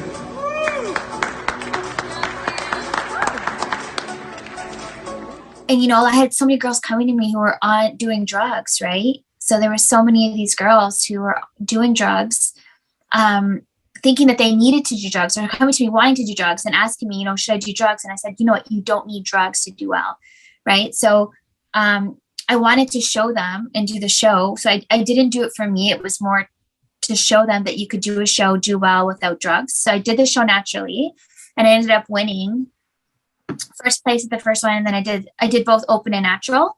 So the first, it was 2 weeks back to back. The first show I did open, I won first place. The second show I won first place, and I won overall. So I was able to show her, and to show people like that you can do these and do them naturally, right? Because I would hear these girls who would take drugs. Okay. No, I'm just saying you definitely got some willpower and passion to go against other competitors who are not natural. Yeah. So to do that is definitely hats off to you there. Yeah, I felt like I just had this inner feeling like you don't. Oh, not only that, but you would hear. Like I truly felt in my heart like that was like you don't need it. I want to show them because in their mind there was something saying you needed drugs to do well. Right. And some people go to extremes, but then they don't realize the repercussions of those extremes. Right. So they push themselves, and then they might have, side effects afterwards, whether that be binging or from the drugs, they get side effects. So, women's, their voice might change or other things happening with their body because they're putting synthetic drugs into their body. So I wanted to show them that, like, is that worth it just for a show? Like, what's more important? And this is that reconnection with yourself and honoring yourself and that love for yourself. Right. And how much is that trophy really worth to you? Is it worth your health? Is it worth your well-being? Is it worth your happiness? You start to realize how you can live with greater, love and joy and connection and happiness in your life. And especially with like the competitions, I found like it took so much of my time, right? That again, it's like a selfish sport. It can be a selfish sport, right? And it's about, how you want to spend your time. You're absolutely right. It is a selfish sport. It's all about me, and you forget about your significant other or the person you're with. You're like, whoa, and then your whole relationship just falls apart after that. It can affect many relationships, right? So I think that important thing to realize, like what's important in life, right? Is it, right? If you're doing it with, if you're doing it and enjoying it and you have a supportive person with you, but like with you, who loves it with you and you guys are connected, but it's realizing like what's important. And for me, I started to realize love was the most important thing. So love within myself, greater love and connection with the ones that I love, greater love and connection in the world and what I'm bringing forward into the world, what I'm sharing, what I'm creating through this love, right? As this was awakened within me and how you experience life, right? Wow. So how did that work out between you and your partner at the time? Was he competing as well too, or did he train you, or how did that work out? Because if you're too busy with yourself, he must have been like, wait a minute, what about me? Yeah, you know what? It was interesting because I worked as a trainer, so I worked long hours in the gym. Yeah. I would get up at like 4 a.m. to go do cardio, then start training clients at 6 a.m. And then afterwards work out, right? Or on my breaks. I would get home at night, but he had the same lifestyle. So he worked out. So we would go to the gym together. Okay. So it kind of fit. There was one prep where I wasn't happy. And that was when, it was kind of affecting our relationship at the time during that prep. But then he's like, okay, why are you doing it? And I said, you know what, you're right. I'm not going to do it. And then I made a promise to myself on that last prep. I said, if I'm not enjoying it, then I'm not going to do it. Right. Because I'm choosing this. Right. So why am I going to suffer? And why am I going to make other people suffer around me? If I'm not enjoying it, then why do it? Right. And so for me, it was all about, okay, I'm going to do it, but I'm going to do it and enjoy what I'm doing and bring love into what I'm doing again. And that's what I did with that last show. But yeah, the show was never, there were moments where he felt like, yeah, there's not enough time, but he was so supportive. He was like wanting to coach me and love me prepping. And so that worked out really good. Okay. So for that span right there, for such a long time, well, you did tell me 12 years is quite a bit of long years, but when you have a falling out, here's why I take it. You fell in love with more about yourself and you wanted more about love. Did you fall out of love with your love but you wanted something else? How does that work out for you? Because when you're at that point, you're like, should I go to the next step with my partner or should I go to the next, whatever this leads me to? So obviously there was a different path. I kind of had this spiritual awakening. So I was, did this inner work and I was doing all this inner work on myself, right? Bringing me back, connected to my heart, connected to my soul. And so during that time, I was going through some difficulties with things as I was releasing. I was going through like a purging and releasing of all these emotional things that I was carrying. Right. But he also saw that I was changing. So I had started to become more spiritual. For me, I had to find my path. So I was like going into the religion and like kind of going through this self-searching process. Right. But at the time I also had created a program and I was helping people with this inner work as well. So there was things that I was noticing that he wasn't happy. Right. So there was a lot of unhappiness there within himself. And I was trying to get him to do this inner work and, he wasn't open to it. And I felt like there was a disconnection between us. And for me, I was literally trying to find myself and awaken this greater love within myself. And I didn't feel like he was supportive of that at the time. And that's what I felt at the time. So I was trying to help him, but at the end of the day, he wasn't happy. And I was trying to do all these things to help him. And I feel like it wasn't working. And then I was like, okay, I was thinking about long-term and I felt like, where I was at that time in my life, that we weren't a good fit. So I felt like we had kind of grown apart. Like he wanted me to work out. I wanted to do, I was more into yoga and doing other things. So there was a lot of things that he wasn't happy with. Like changes that were occurring within me and he wasn't supportive of that. So I felt like we had kind of grown apart. And so I felt like at peace with, I just want to see you happy and I want to see me happy. And I had this love for him. Like I always, even when I was like, okay, I feel like it's time for us to part or not, that we shouldn't be together. There was this immense love for him, for just wanting him to be happy and for him to, even if that's not with me, I said, I just want to see you happy. And I see now a lot of people doing this work together where they're coming together and healing together and, reconnecting. I just felt like we weren't at that place, and my heart felt like I needed to leave, and I was honoring that. Did you think that you fell out of love of the sport of bodybuilding and the look, and then your boyfriend at the time didn't like that because he wanted you to be fit and healthy all the time and look good all the time, kind of like a visual thing? No, I don't even think it was that. I think it was, he didn't like change, and I was changing. So that, I think that change made him uncomfortable. So he was struggling within himself to see me changing, and he didn't like it. So there was a lot of like disconnection there. So, there wasn't, and for me, my heart wanted, connection and, being able to communicate from love and understanding. And I wasn't at that place to understand that at the time. Like I was still figuring this out, going through my own journey, and my heart felt called to leave. I felt like, he wasn't ready to accept where I was at the time. You know what I mean? So I felt like we had just this grown apart. And at the end of the day, I said, I just want to see you happy.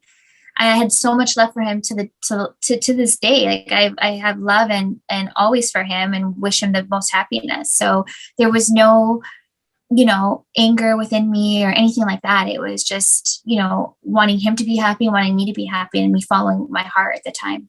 And that's what I felt at peace with. Wow. So that's, it takes definitely a lot of guts considering that long span, and plus you're in the health and fitness, you help other people, and you're finding yourself and your greater love within yourself. Was he into that as well when you started more finding about yourself, about what love is and your religion, and you're trying to put I don't together? think he understood it. I think it was very confusing for him. It was confusing for me. It was a difficult process. Like my awakening was very, it had moments it was very challenging. So, I could understand why he felt what he felt. And from my perspective, I had seen like all this inner work that I'd done, and, these things that he was still carrying that I wanted him to, do this inner work too and connect to it. Like, but I don't think he was ready for it at the time, because there was a lot of resistance there. So I just felt like things happened the way they did. I was ready to like think about, could I have a family? Is this the type of relationship I want to have a family with, right? To start a family with. And at the time I didn't feel, and that's why my heart felt drawn to leave. But there are people who are doing the work together, and I'm seeing what's happening as, people awaken to their hearts, that they're able to connect and reconnect on a deeper level. Yeah. So it is, just was honoring my heart at the time and where I was on my path. You're still on your path right now, or are you started feeling more? Well, I feel like life is always a path, but I'm definitely, I have this greater sense of who I am. So it was this awakening within me. And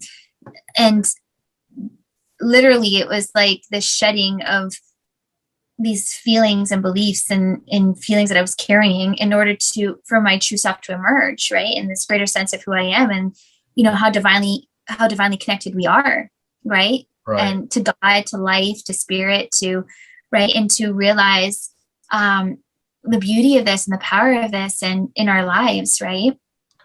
Right.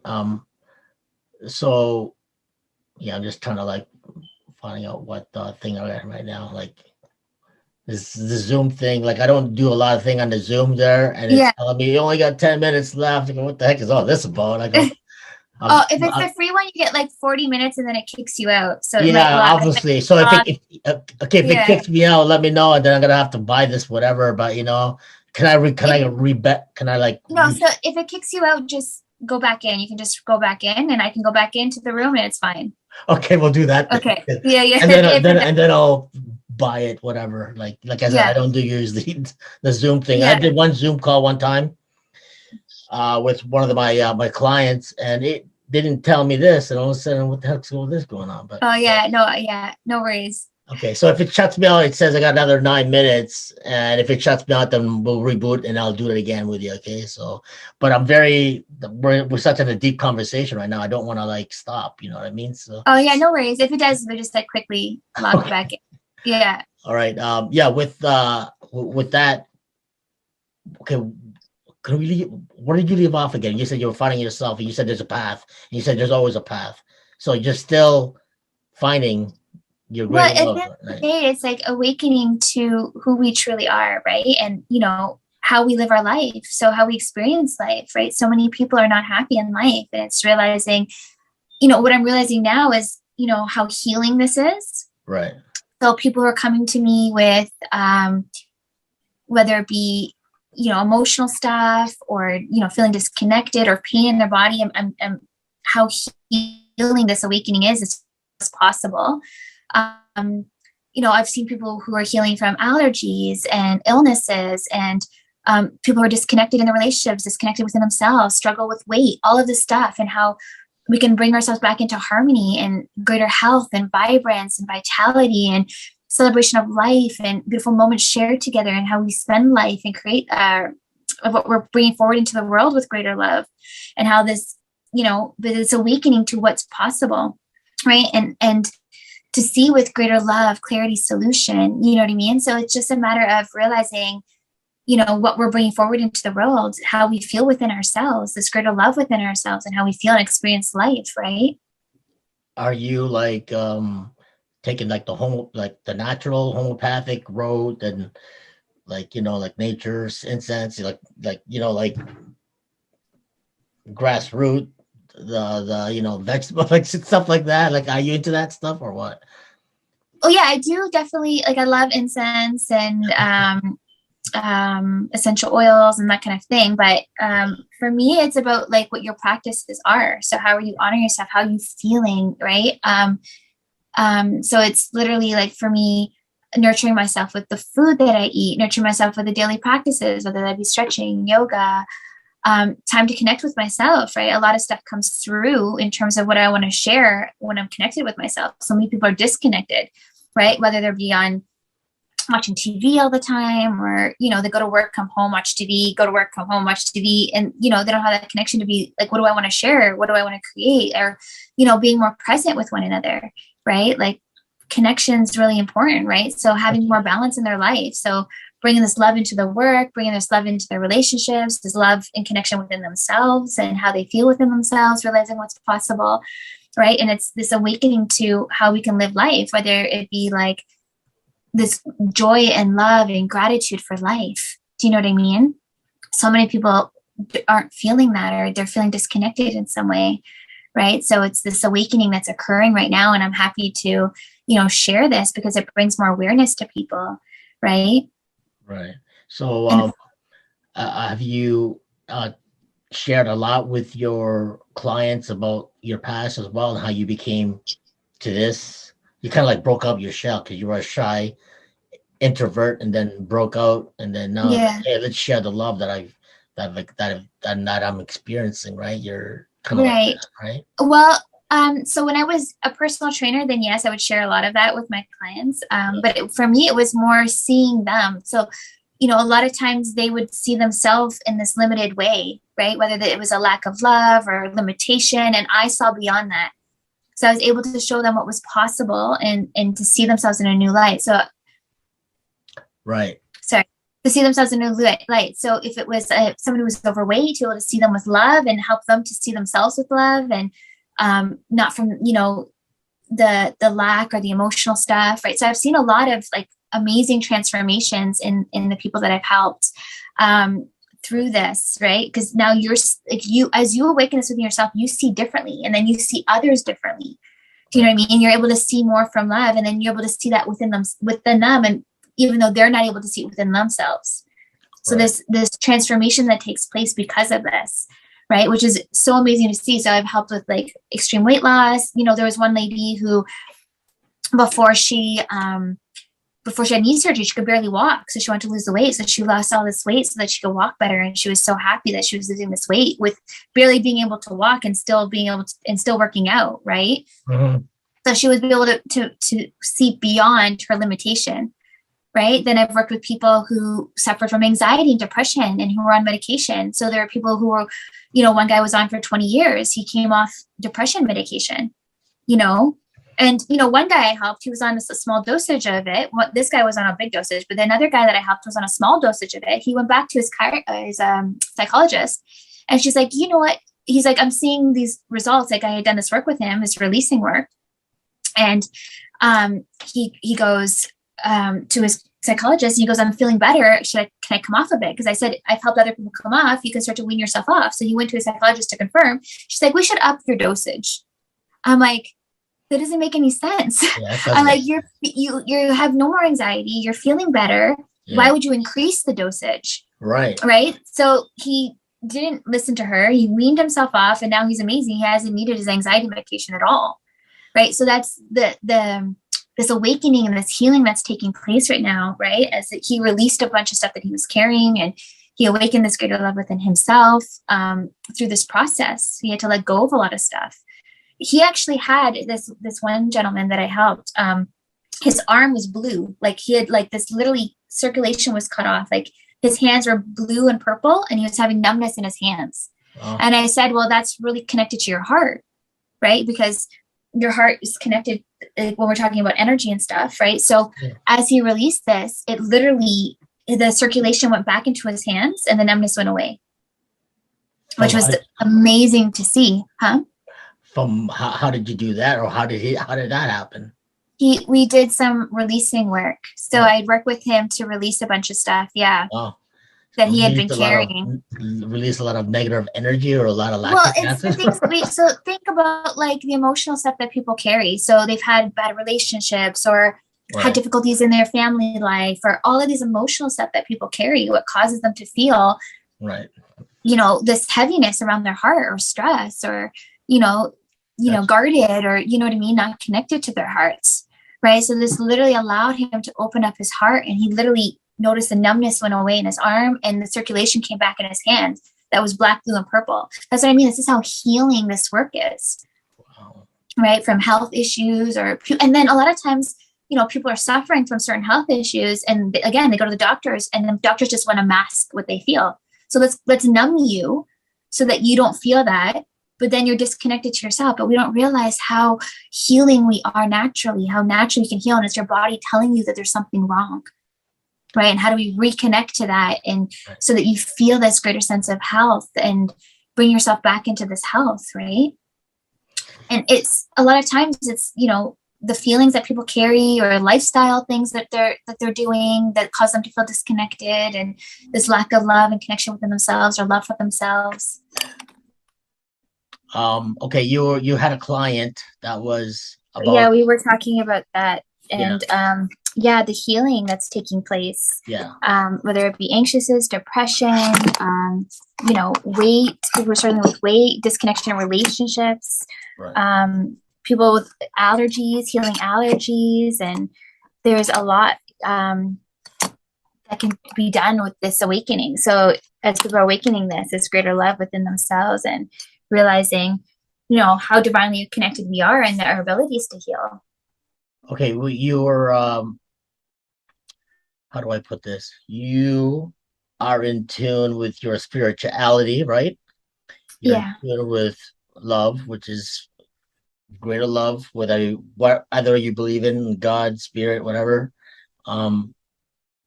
And your connection and your strength comes from your love from within, right? Absolutely. And do you depend on natural healing of the body naturally, or the love, or spirituality, or because that's another realm, isn't it? Don't you think? Yeah, and I think it was just me awakening to the realization that everything is divine. Like spirit, our essence is the same thing. So we're so divinely connected. Right. So the divine connection within ourselves, we're connected to one another. So there's no separation, and it's to see ourselves more through love and connection to nature and, energy. All of this is beautiful. And to realize this and awaken more to this, and to feel, you just feel so much more. So I started to, as I connected to my soul, just to feel more. Right. So a lot of people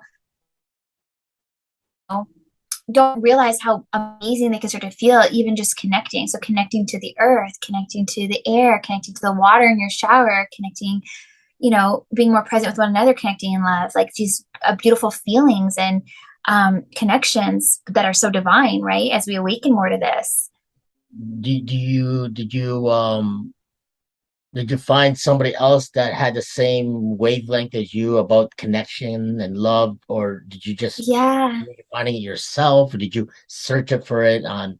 Did you like No. Google, bookstore, No. or you just went? Definitely, I've had some amazing experiences. I've met some amazing souls Right. throughout, and some amazing experiences. Like I've had experiences where I was so divinely connected, where I was just in presence and flow. Like I had my first kayak experience. I had a friend take me out on a kayak, and I just felt like literally like I was one with the water.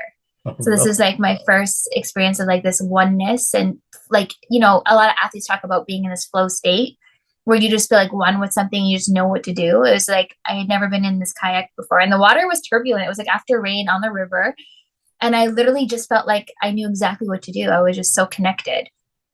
And then I've been in these, beautiful states of love and peace and harmony and joy. I've had beautiful heart and soul connections with beautiful souls that I've met who are also so, connected to their souls and have this awareness, which is beautiful. And I've shared in these beautiful, connections, which I'm grateful for. So my experiences and, things that I've seen and been brought to my awareness this has been more awakened within myself, which is beautiful, because as more people awaken, as they're sharing these beautiful messages, and it allows us to awaken more in you and start to realize your own true essence and who we are, right? Of who we are and what's possible.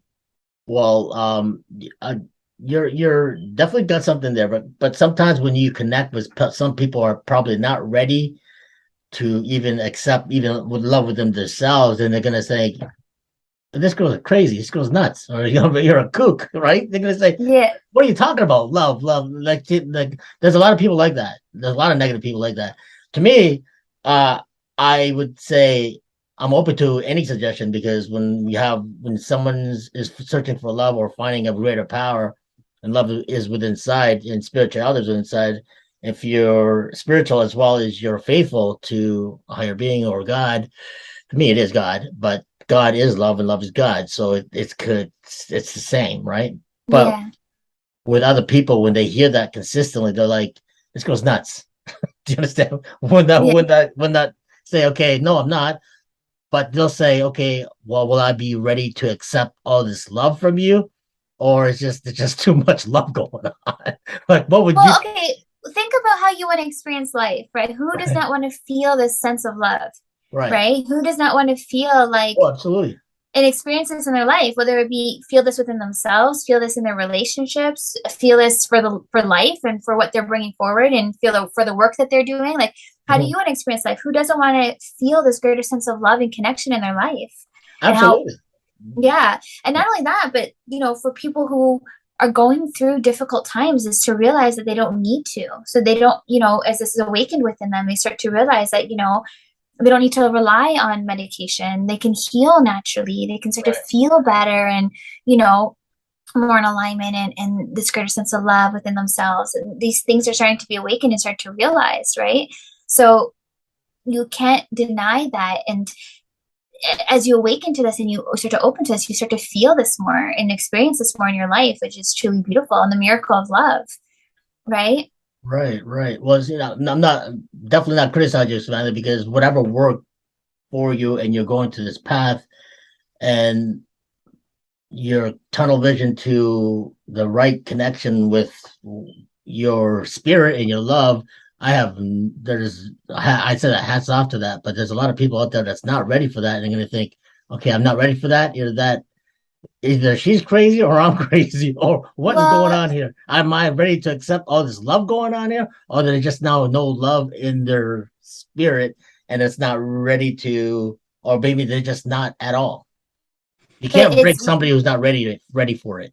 Well, here's the thing. A lot of times it'll speak to someone's heart or soul. Right. So they'll feel drawn to it because maybe there's something within them that doesn't feel this. So they might feel disconnected in some way, or feel lack of something within them, or, whatever that feeling might be, they might feel drawn to this because their inner knowing knows this and feels this. Like, Right. you know, there's certain people that you see or certain things that just speak to your heart and soul. And when people experience this, it opens them up to realize what they've, you know, what they haven't been connected to and how beautiful this connection is. Right. Is also a lot of people with addiction need that love. Do you have a lot of clients that were addicted and now they're not, or how did they manage to get out of it, or can you get them out of it? Okay, so I've seen this with people, and there's a few people that, you know, I've interviewed, you know, one gentleman who on my Heart Awakening page, okay, where he was struggling with addiction for 23 years, like fentanyl and all kinds of drugs, like really bad, right? He was really addicted for 23 years, was dealing drugs, and right before COVID, he literally was in jail, and he was drawn to this book. He read this book, and he had this heart awakening in jail, right? So he had this shift, and then he went through this kind of review of his past, starting to see things in a new light, similar to what I had gone through with my, you know, awakening. And he had this huge shift within him in terms of his heart awakening. And then he started to help people in jail. And then he came out, he's like, okay, I'm no longer doing drugs. So he came out, someone handed him drugs to start dealing again, to get him back, you know, on the street. And he's like, no, I'm done. And the guy couldn't believe it. And he's like, that's it. And then all of a sudden he started to build his life back again. And he's now written 6 children's books that he's sent in to publish, writing a book, started a podcast, wanting to go speak to children. Like, he's doing all of this beautiful, bringing forward all this beautiful stuff. And he's so, like, realized his connection, his divine connection within himself and what he's capable of now. Like, that was an extreme transformation. And it was so interesting because he looks at it like, you know, he doesn't hold any bad from his past, but there was a lot of emotional stuff that he had been holding on to. Because his family didn't connect with him on that level. So he, like, buried all these feelings that he had, right? And he didn't feel this sense of knowing who he was or connection in that way. He said, you know, I love my parents and they raised me and they gave me all this stuff, but I didn't have that connection of love in that way, emotional, like, to open me up and to express, right? So there's this greater love evolution taking place and this awakening happening, and it's beautiful to see. So he was one. There was another guy that I have that he talks about this as well. I'm friends with him, and he's gone through his spiritual journey, and he actually was in a band, addicted to drugs, porn, sex, with all these girls. And so he was living that lifestyle, and now he's completely clean, helping others get clean, and has this great love that he's sharing, and so connected, you know. He very spiritual as well, but, like, he just had this awakening and literally cleaned himself up, and now he's sharing love and feeling this love and connected to love, and sharing this with others, and it's beautiful to see. So that was 2. And then obviously, you know, for me with helping people with food, that was an addiction for people, right? Some people have issues with food, right? Or so that's another form of addiction. I've helped people. Alcohol is another one for some people, right? So yeah, there's just so many different forms. But yeah, this definitely helps with that, right? Because what are you trying to mask, right? A lot of people eat to mask what they're feeling, or are on drugs to mask what they're feeling, or they're looking for an escape to feel better. Let me get that to hit of dopamine or that endorphin, or they're looking for a different feeling through, whether it be smoking or different ways, right? Different addictions, and it can come in different forms. But when you reconnect to yourself, you feel this greater sense within you. You don't need that external hit, like escape or to feel better. I need this to feel better. This makes me feel better, right? It changes my state or how I'm feeling from within. So they look externally for that, right? But when you feel that within yourself, like, that in itself helps you to feel alive and feel this greater connection and greater love for life, right? Right. Usually that usually happens when who's a drug addict or alcoholic or whatever they're addicted to. Usually when rock bottom hits, it's either dead or you just pick yourself back up, but it's a slow climb. And I've had lots, like I said, like with the last podcast I did with you, I had lots of friends, plenty of my good solid friends that passed away that to addiction, and it started, and it dawned on me how okay, something's got to change, and Yeah. that's the last thing I want to be is end up in that road. So what made me change as well is because I had a lot of addictive behaviors as well. I am no angel whatsoever, but I did my share too. But I always knew I was a good person. But you hang around with the right crowd, you know, you get involved with the stupid things, right? You just do stupid things, right? So, and with that, finding my spirituality and my goal was back to my faith, and that gave me that great connection. That's like, hey, boom, I'm ready to tackle the world. But now I understand because God is love, and love is God, and it's how you portray it and how you go about it. And I can see the strength in you when you talk about love a lot, and it's really good. It's very rewarding, and it's also good that I have this connection with you with that because it all connects together, and everybody's searching for whatever they're searching, and you're searching for that greater love or that purpose and meaning in your life. Do you think this is the purpose or meaning in your life right now is to reach out to others? When you feel this greater sense of love, it's like you want to share it. It's like, I feel this within myself. I've awakened to this. I feel so much more connected and I want to share it with others. Right. Right. And that fuels it because you start to realize that you can share this love and help others to feel the same thing. And that in itself is even feeding you with more love. And it's this flow of love that's taking place, right? And this awakening that's taking place, right, which is beautiful to feel and experience and share, right? Like, I'll give you an example. The girl that I helped that was like over 300 pounds, she lost the weight. She awakened this greater love. She had a lot of anger and emotional stuff that she was carrying, right? And now she doesn't struggle with weight. She's like 140 pounds. She's lost all this weight. And now she's helping others. So there's a girl that she's helping now and she wants to share with her. And she's so excited to share the love that she now feels with others.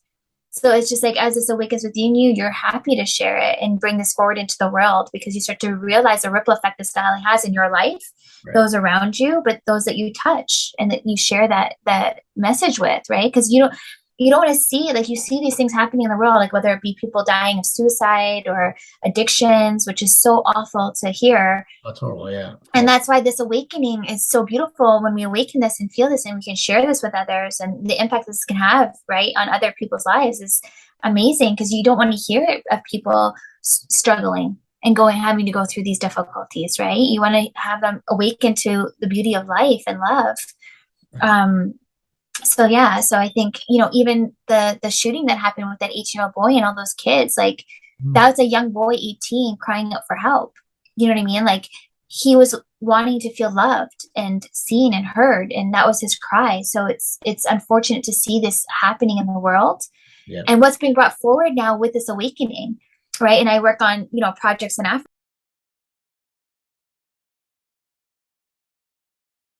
Africa. So you're seeing people creating loving solutions in the world, whether that be through sustainable projects, better ways of living for people who can't afford housing, different ways of living, like alternative living, permaculture, which is like more harmonious with the earth. So it's more harmonious with like nature and the animals and with the earth without leaching the soil of nutrients. So all this stuff is being brought forward now. So as you awaken to this, you start to see these solutions being brought forward, these better ways of living and being and experiencing life. And it's like, as we start to see this, as we awaken to this, it's like literally we can experience heaven on earth. And that's what we're starting to realize and what's being created. So, whether that be with how you feel within yourself, these states, right? And also what you bring forward as you touch others, or, you plant a seed that creates change that's going to have a evolution and ripple effect out into the world, right? How did you, with your steps, how did you go from, with helping people in Africa and stuff? How did that go into your life? You just met somebody. So when I had this spiritual awakening, when I had the spiritual awakening, I knew I wanted to give back. So I started sponsoring 2 kids. So I was sponsoring children from Africa. Then I had this lady reach out to me, and she had 44 orphan children. She was on the streets, and she couldn't pay her rent. So we did projects to help build a orphanage for her so she didn't have to pay rent. We did land for her so she had food growing for her children. We did bathrooms for them. So they were sustainable. So she had like ulcers from the stress from having to take care of all these children and not knowing what she was going to do. Right. From there, I started to realize, because we did a few projects, like built some orphanages, did some garden projects, built some bathrooms. I started to realize a big trend there was food, right? And people struggling with food. So I said, okay, what are the solutions? So I was drawn to researching agriculture and these new ways of doing agriculture right now that's being brought forward. So we started to grow gardens. So now we're creating my projects are Love and Unity projects. So Helping Hands Love and Unity projects. Mm-hmm. And so right now we're working with a school with 150 kids, and these kids were going to school hungry. So they would go a day or 2 days without being fed. Can you imagine that, going to school trying to learn without food? You know, in this world, like there's enough food in the world that could feed every person. So it's crazy to me, especially when seeds cost like $3 to plant a seed, right? So for children to be hungry in this world today, to me, it's crazy, right? So I started to see like what's possible. What can we do, right? Let's bring forward solutions. Let's bring forward this love into the world, right? So with the school, they have 30 trees planted. They have a passion fruit garden started. We just bought a water tank for them so that they can water and have water to drink, so they don't have to walk to get water. So we're providing these loving solutions, and that's beautiful to see and be part of. And not only that, but the parents are being involved now. So this is where the unity is coming in. So through our intent, we have to realize like what our focus and our intention can do in the world, right? Through our energy of love and what our focus and intention can do, whether that be in our families, within our lives, what we're bringing forward into the world, like we are creating, right? And our focus has a great impact. Like you're creating this podcast right now, right? What is your focus with the podcast and what you're sharing, right? And the message that you want to share, right? Yeah, so we can do that. And that's what people need to realize is what we can create through what we're sharing, right? So these projects was a big way to realize, like the one thing that I saw was that the projects is with Love and Unity is now the parents are being involved, right? So with Love and Unity, it's uniting. So it's, creating this community, right? So you see the parents getting involved, they're learning, they're planting the seeds, they're, and this planting of seeds will forever touch those children's lives because they'll never have to worry about food again. They can literally go outside, pick a fruit from the tree. And, so what was interesting was, the guy that I told you about who was an addict for like 25 years, he was homeless. And he said that he used to look for fruit trees to eat for food because he had no food, right? So listening to his story, it sparked in me, like, imagine we started planting trees for these kids, like, so that there's food growing all the time. Nature provides, like, this beautiful food for us. And it's just a matter of planting seeds, right? Yeah. And to realize what's possible. So we started to do this and to realize now the ripple effect that will have not only for those children, but future children that go to the school, right? But when I did the interview with him, I'm like, thank you so much. You don't even realize what you sharing your story about the fruit trees did for now. I'm planting a bunch of fruit trees in Africa to help with, food solutions there and gardens of love. And you should see the before and after of these gardens. Like literally, like I've never seen such full, beautiful gardens. Like they have fenced off areas that are full of food now from no food. Oh, wow. So even if they don't have land, we do them in sacks. So they literally are growing out of sacks. One family we showed how to do this to. And, we did 2 big sacks like we normally do. And she started doing her own little sacks and started planting her own. So now this little area outside of our house is full of vegetables growing right from nothing. Well, that's very interesting, and that's very great that you're doing that. I actually have a couple of friends. A friend of mine is actually, he's going to school right now, and he's planning to go to Africa for a project, and he's doing, because his father does, what do you call those guys? Missionary work, right? Okay, yeah. And he's, I guess he's kind of, I went with him to film school. We had to film school together. And then he's taken this route now, and and I said, wow, kind of click in. And since you're doing a project like that, if he goes there, because he told me, I think in about a year from now, he's got to go to Africa for, I don't know, sabbatical, a year to 2 years to see what's going on, because he's taken that road as his dad do missionary work, which I recommend because it takes a lot of work. And like I said, I helped. I went and did Haiti. I went to all the third world countries there, and it is tragic. And I experienced that myself. Wow. And to see those kids with no clothing, no food, is heart wrenching, and it changed Yeah. my mind too, spiritually, mentally, physically, and it altered the whole being of myself when I went there. But if he goes there, and if you do go there, you could be so you'll understand that I'll Yeah. lead him to your way so that he'll understand what you're going through because I think that what it is that you're helping people in Africa, and he's on his way to his journey to Africa as well too. And I know a That's couple other amazing. people that went to Africa, and I was like, wow. So now you're like really putting a lot of emphasis in helping the poor, and I do recommend. I do. But you know what? The way I see it too is to help them see what's possible because Right. they're though like we planted 2 sacks for them to show them like this one Right. family. We showed them how to do the 2 sacks. She started planting. Oh,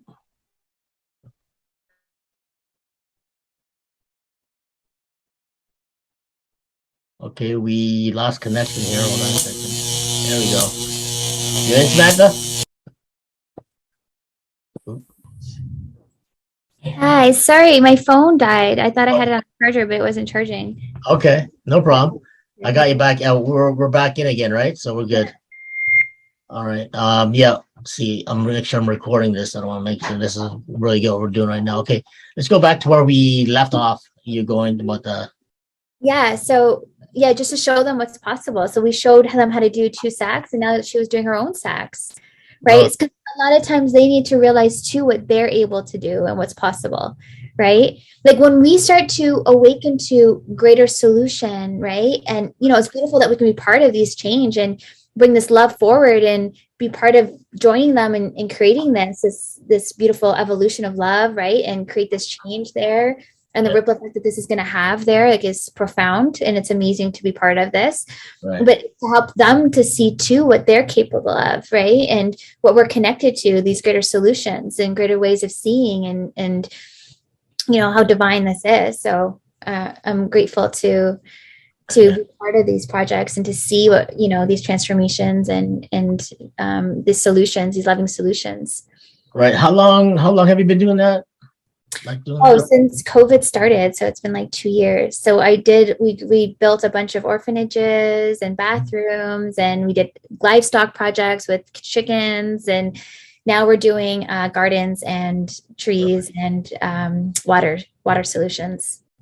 Wow. Is that do you see yourself actively in the future doing that more or Yeah, like definitely, it's beautiful to see like the love that we can bring forward into the world.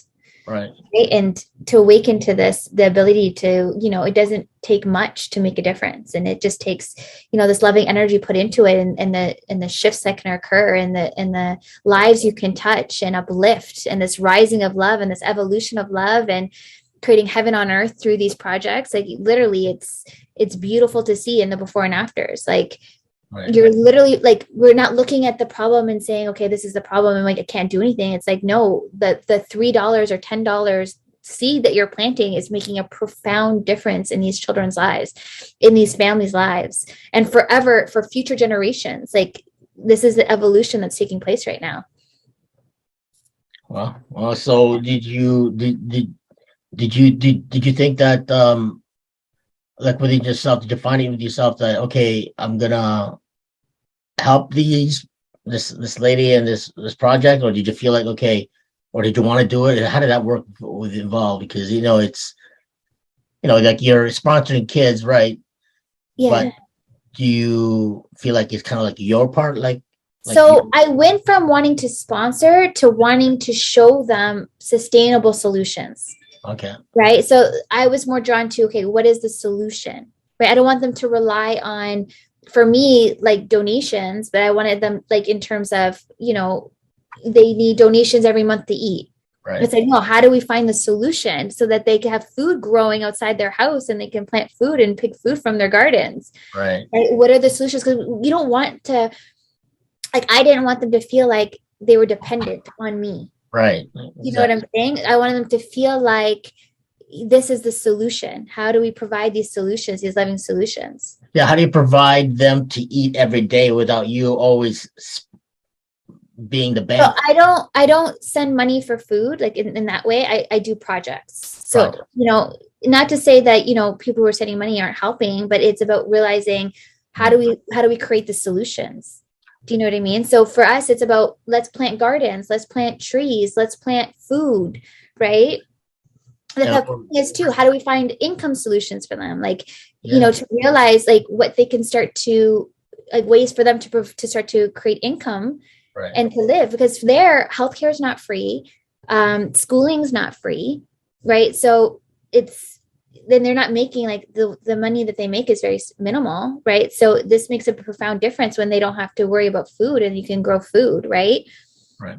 So finding solutions I'm seeing a lot of people there creating this right now. So there's a lot of water tanks being done, garden projects being done, livestock projects with goats and chickens. And there's different beautiful projects that are being done right now to create these solutions. Did you help create that, or were you a part of the creation of that? Well, definitely I'm part of creating helping with this. But, as I had this, the thing is, people don't have to realize, like, when we start to see more from solution rather than the problem, right? Then the things come into our awareness to help us see the solution. So as I started to think, okay, how do I create this? Like, what is the solution to this? Rather than, focusing on what the problem is, like, what is the solution? Then literally I had things come to my awareness. Like all of a sudden this agriculture, sustainable farming, sustainable projects started to come into my awareness. I started researching it and I started to understand more what was possible. Right. And what was the solutions that we can help create. So your answer was finding the solution to help. Yeah. Sustainable, help them to become sustainable. Right. Yeah. And help them to realize what's possible within themselves, right? Because some of them are so, like, they feel maybe like helpless or, that, but it's about realizing, what we're connected to and how divinely connected we are. So when we bring this love into what we're doing, it's like things align for us. Literally, things will start to align and flow, and it's beautiful to watch this happen. Right? Yeah. Okay, well, you know what? You just adding really good answers right now, because there's like I said, like there's a lot of people out there that they're helping, but they're not helping with solutions. They're just helping with the money. They're basically like banks, and then that's when this is how it became very corrupt when I was involved with the whole Haiti thing. Yeah, very corrupt. It became like, I need this, I need that, and need this, and it's that. It's like, whoa, it's like that. That's when you have to draw the line, because these people don't have money. And when you have money and you're helping out people, they kind of like, okay, look what I found. I found my sugar daddy, blah, blah, blah. I'm always going to get this, get that. That's when it gets really difficult. You know what I mean? I understand what you're saying because I experienced it myself. So I had a lot of people reaching out to me, asking me for money. And I said, listen, I don't send money. I work on projects. Right. And for me, it was about seeing, okay, I understand why, like, there were so many people who would see them and be like, they're in a difficult situation, let's give them money. So some people saw that as an opportunity. Right. And we're using it as an opportunity. Right. But it's about to instill in them what's possible for them. Right. So the people that I work with, I work with humanitarians there. So I know the projects that we're doing. Good, and it's to help them to see what we're capable of doing. So are you. Right. And it's not about me. It's about coming together in love and unity and creating, projects of love. But for some people, it's realizing, I'm not just here providing for you, but it's about realizing what you're capable of as well. Right. And where's the solution? So there's like one orphanage that I see, like she's like, I want to land so that I can grow food. Right. So she's raising for the land for food for 30 or 40 orphans, which I understand, but they're coming up with solutions. right? How Right. to be sustainable. But even so, we can connect to ways of doing this, whether it be through creative ways of generating income. Like the thing is, we're so divinely connected. We have to realize what's possible and what we can do and what we can share and what we can create and what we're aligned to and people that we're aligned to create these solutions, right? Through love. Right. You got a grasp on that. And it's good, but why one? I see that more deeper things than that because Yeah. when I was involved with it, you have to be involved with the government, and the government restricts them from their them to progress, and that's where it became really shady in that area. And helping the needy, and especially a friend of mine as well too, and they took advantage of that as well. So it became really shady in that way because the government, especially in Haiti, it's very bad there.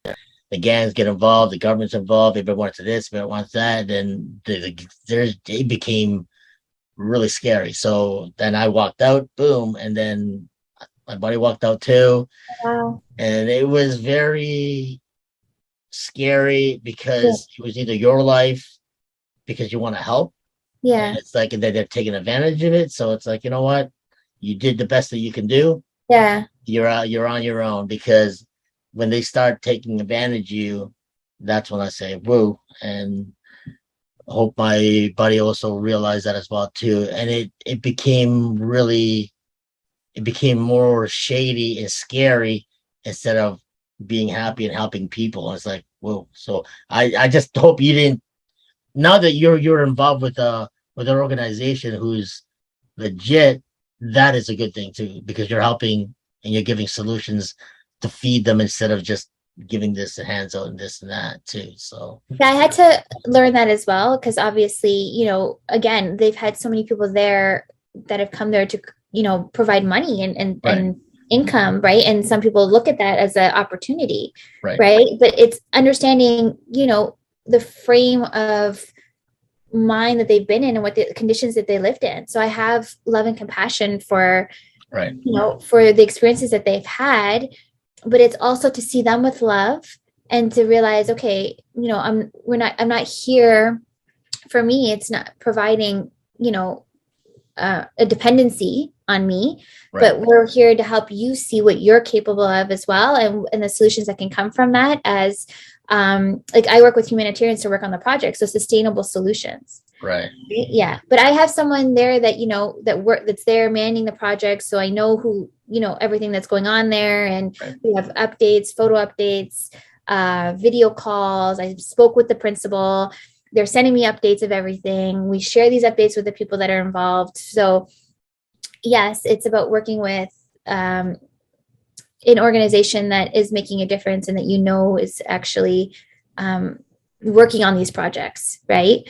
Rather than just anyone who's like asking for money, because you don't know unless you're there and to see it, right? So yeah, I'm lucky to have met and have aligned, like beautiful alignment of humanitarians there who are managing the projects for me. Right. Okay. Yeah. So do you how do you feel about that? Are you content with that? Is like having that, does that help feed your energy and your love as well too? That do you feel like a calling for that, or how do you feel about that? Yeah, no, absolutely. I'm grateful to be part of these projects. Like again, like okay, so you planting a tree will forever change not only that family's life, but future generations, right? Like it's making a profound difference there. So it's, for me, it's not just about, like I said, providing food, but like what are the solutions? So we've done projects with chicken coops and water tanks and water solutions. So these things are being brought forward right now, and it's, like I said, beautiful to be a part of, right? Planting seeds into the earth. Like some of them are so barren, like you go there and it's just dirt.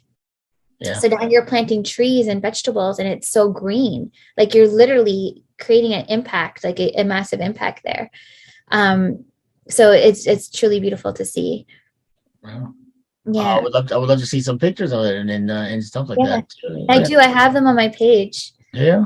Yeah, with before and afters, and yeah, and okay, we'll have to go on your page and check it out as well too. Also, I also want to see some pics of you in the bodybuilding thing too. I want to see some of that as well. Yeah, If you have any and stuff like that, like I do. yeah, you do. Yeah. Would you want to share with me, or you just send it to me on the email so I can take a look at it, or and Yeah, would you mind putting on it on the podcast, or to yeah, see no, your that's progression, or like totally fine. yeah, Yeah, okay, yeah. and you're okay with that? Like you're content? Like you're obviously you're like you already that's already your past now, and now you're just moving on to a different direction, and right? Absolutely. Yeah, I definitely, that's definitely not my interest anymore. And obviously I'm not interested in competing. Like for me, it's not about competition. I see more from love now. Yeah. So I see more of community and connection um, and bringing this love forward into the world and how beautiful this is.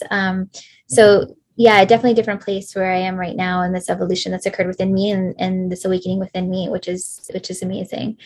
But that was a big part of my journey. And, I share it because there, other people who might be going through the same thing, who might be experiencing the same thing. So if, to help them to realize like the realizations within myself that, really made a difference within my life, right? And how we experience life and our intention. So like, like I said, like this brought me closer to family. This brought me closer to connection and to life and to myself. So I'm grateful for that.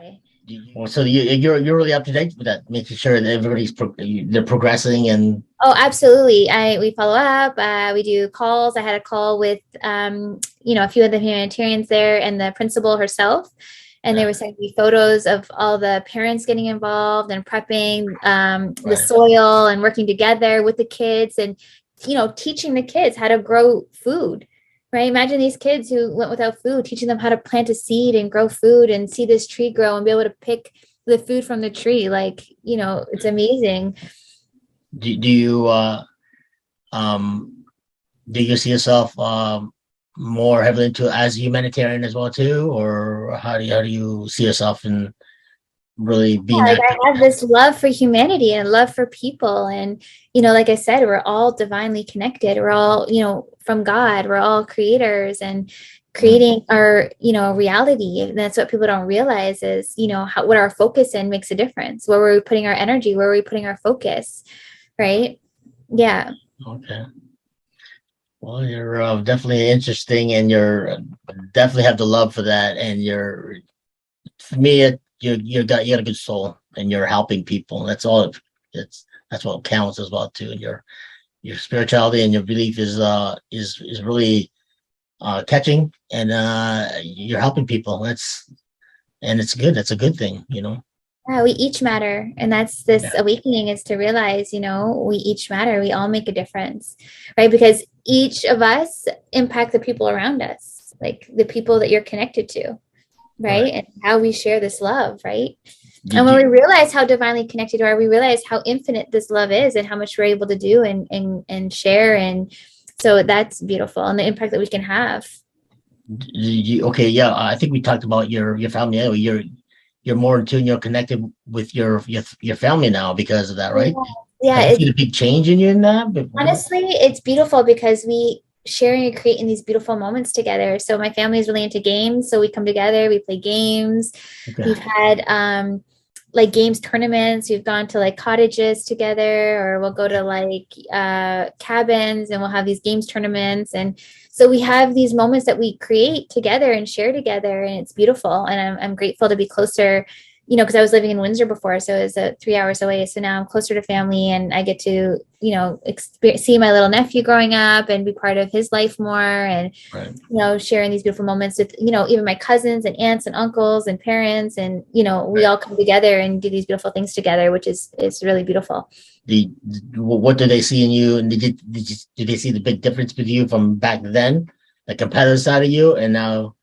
They definitely see my heart like open up even more. Definitely, I have this greater love. It's definitely expanded in terms of how I'm helping and how I'm giving back, and the love that I'm sharing. What do they think about that? Like, because they're Catholics too, right? Yes, they were. We were all Roman Catholic, right? Catholic, yeah, exactly. Yeah. But to see that, do they see the difference in you and how you know what I mean? Like how do they think of that? Like you changing. They don't really see, I don't know if they see me, like I said, like open up more in terms of the love that I'm sharing. Right. And like for us, we're more connected. Like I'm closer with them now than I've been. So I'm really grateful for that. Yeah. Oh, that's awesome, Samantha. We are like, I have nothing but great admiration with you, and it's great connecting with you. And this part 2 has been really, really good. No, I'm grateful for you too, and for your podcast and you sharing these beautiful messages, and for everything that you're bringing forward into the world. So thank you, because you are a beautiful soul also, and I can definitely feel that and see that in you. So thank you. Yeah, absolutely. You know what? We'll definitely reconnect and do another one for sure. And but don't forget to share the pictures or videos. Yeah, I'll send you for sure. Yeah, and then we'll connect that way as well too. And Okay. I'm gonna try to get the people that I know who have a little bit of a problem that to go steer your way if you have time as well. I'd be happy to help. Yeah, if if you because you're definitely got something going that's really good love in you. Yeah. That can be very addictive to people that definitely need that. You know what I mean? Yeah, absolutely. No, I'd And have to help for sure. yeah, okay. Yeah. It's sad to see when people are struggling. So if they can awaken this greater love within themselves and feel this within themselves, and this greater connection, right, to themselves, to their relationships, to life. Absolutely. You're definitely a good soul. So I appreciate this part 2 on the podcast, and we'll definitely have another one part 3 soon. How about that? Okay, sounds wonderful. I'm grateful. Thank you so Okay. much So, for well, having me on. you have a great night, and we'll connect soon. And don't forget to send me some of those pics. I want to see. I will. I will. So much love. You too. Okay, take care. Okay, take care. Have a good one. Bye. Goodbye.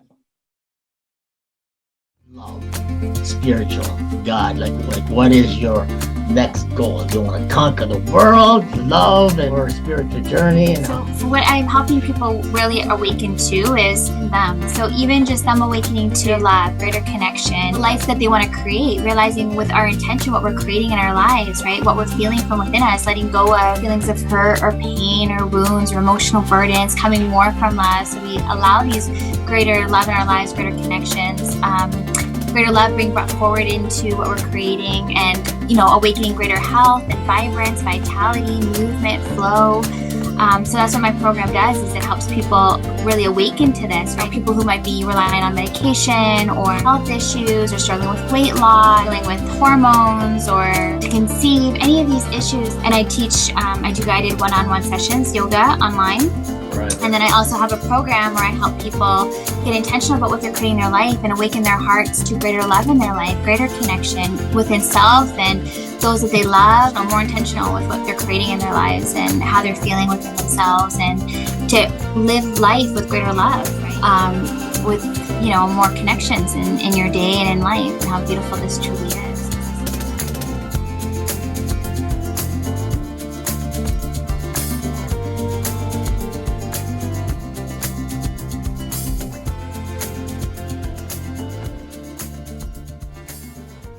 So how you doing, Samantha? It's this Meal here. How's your spiritual journey so far? What's going on?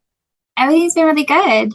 It's a lot of growth. And yeah, it's been really good. How about you? I'm doing good. Good. Like we're all going through our spiritual journey right now, and some good days and some bad days. You know how you know how it goes. Do you ever get any bad days at all, or Yeah, I used to feel like there were more. And I think a lot of it was just, Yeah. How I was perceiving things, or how I reacted to things, or how I saw things, right? So it's been much better for sure. Yeah. I think there's definitely a lot of growth. So, like with your spiritual journey, there, Samantha, are you planning to go the next step of finding more of what you love, spiritual, God? Like, what's your next step in that? Like, what is your next goal? Do you want to conquer the world? Do you want more people to know more about love and your spiritual journey and how, like, like, is that your like next intention or thinking? Yeah, so my focus has definitely been on my work and what I'm sharing. You know, it's especially through like our awakened heart, what we bring forward and what we're creating and sharing, and how we communicate, how we connect with those that we love, and creating a life that we love, right? And how we can experience life, and how much more connected we feel, not only to ourselves, but to others when, we've awakened our hearts, and when we realize our divine expression and we're able to bring this forward through our work and what we're sharing and creating, or how we're serving, and how beautiful this is, right? Have you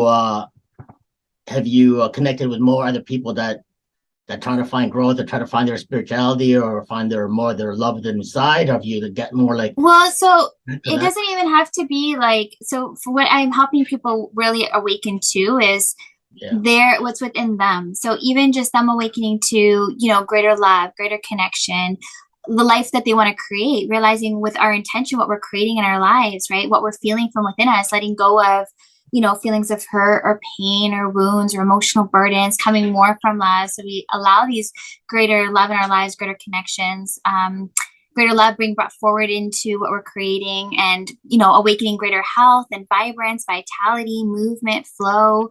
So that's what my program does, is it helps people really awaken to this, right? So, people who might be relying on medication or dealing with health issues or struggling with weight loss, or maybe it's struggling with hormones or to conceive, any of these issues that, is not real, maybe because they're worried about it, or they're not realizing the health within them, and they haven't awoken to that. So I share this, and I teach, I do guided one-on-one sessions, yoga online.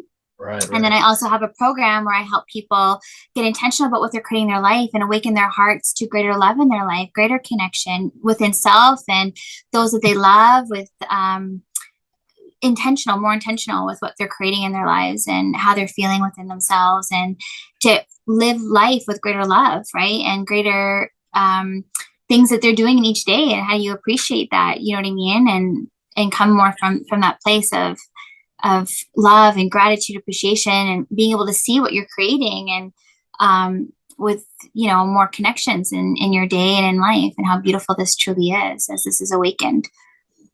And what we feel within ourselves, right? Because then we have this vibrance and radiance, and we're open to sharing this with others, and it's beautiful. How long have you been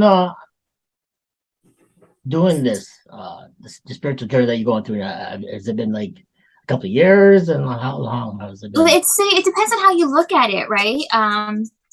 I've had more awareness, so I had like what you would call a spiritual awakening maybe 3 years ago, but really, we're all on spiritual journeys. We're all in our lives, like we're our souls, right, in our bodies, creating, right? What our intention is, we experience in our lives, we create in our lives, right? So everyone's, operating from their level of what they're feeling or creating, but realizing it's really about realizing and awakening to, how we can experience life, what's within us, how we can create a life that we love, right? And our divine expression, and what we're bringing forward, and how we're sharing, and what we're experiencing in our lives, and what we're feeling from within ourselves, right?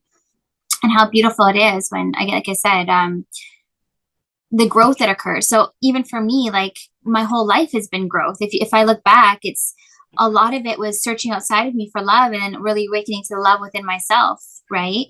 And then realizing, what we're creating through our intention, right? And what we're wanting to bring forward and share and express while we're here, right? And what we're sharing with others, and, letting go of, things that keep people feeling way down. So whether it be like emotional burdens or stress or hurt or pain, or, but really awakening to feel this greater love and create from this place.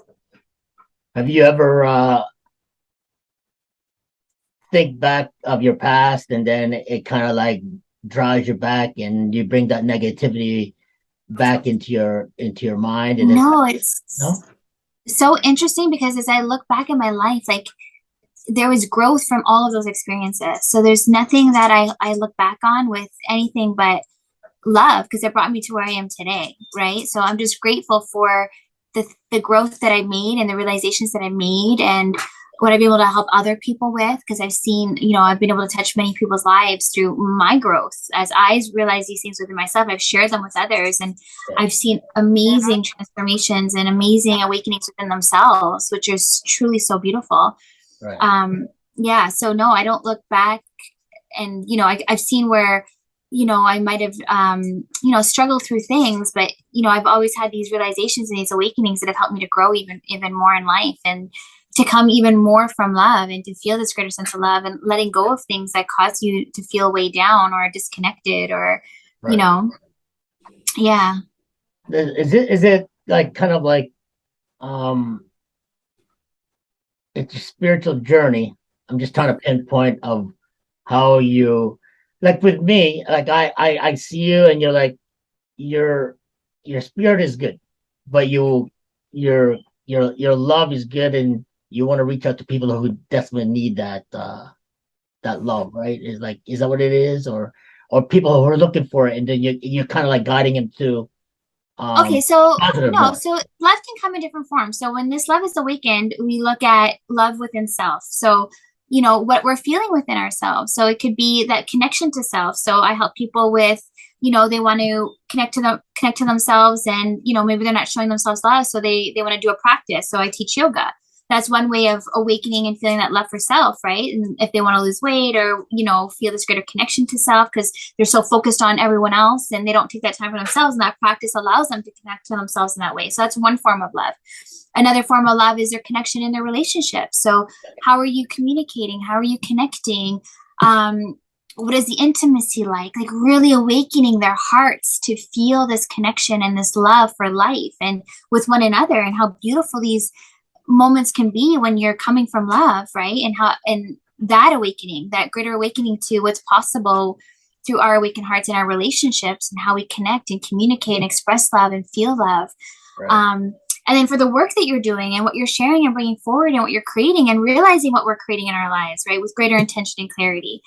So love comes in every aspect of our lives. Like some people will be like, when I retire or when I do this, then I get to live my life. But it's like, no, we can live in each day. We get to choose what we do each day. We get to create from this. We get to, feel this greater sense of love in each day. And, and even just awakening our hearts allows us to feel more connected to life, right? Like I can't even explain what I felt through, my heart being awakened, and how beautiful it is, how much more connected I feel to, to life, to nature, to people, to water, to, and how beautiful this feels. So this greater feeling within myself, this greater connection within self, and to how divine connections. Right. Yeah. Kind of like heavenly path. You want that heavenly feeling, like everything That's what I'm, like that, yeah. right? But it's within us. And as you start to connect to this, you start to see this more.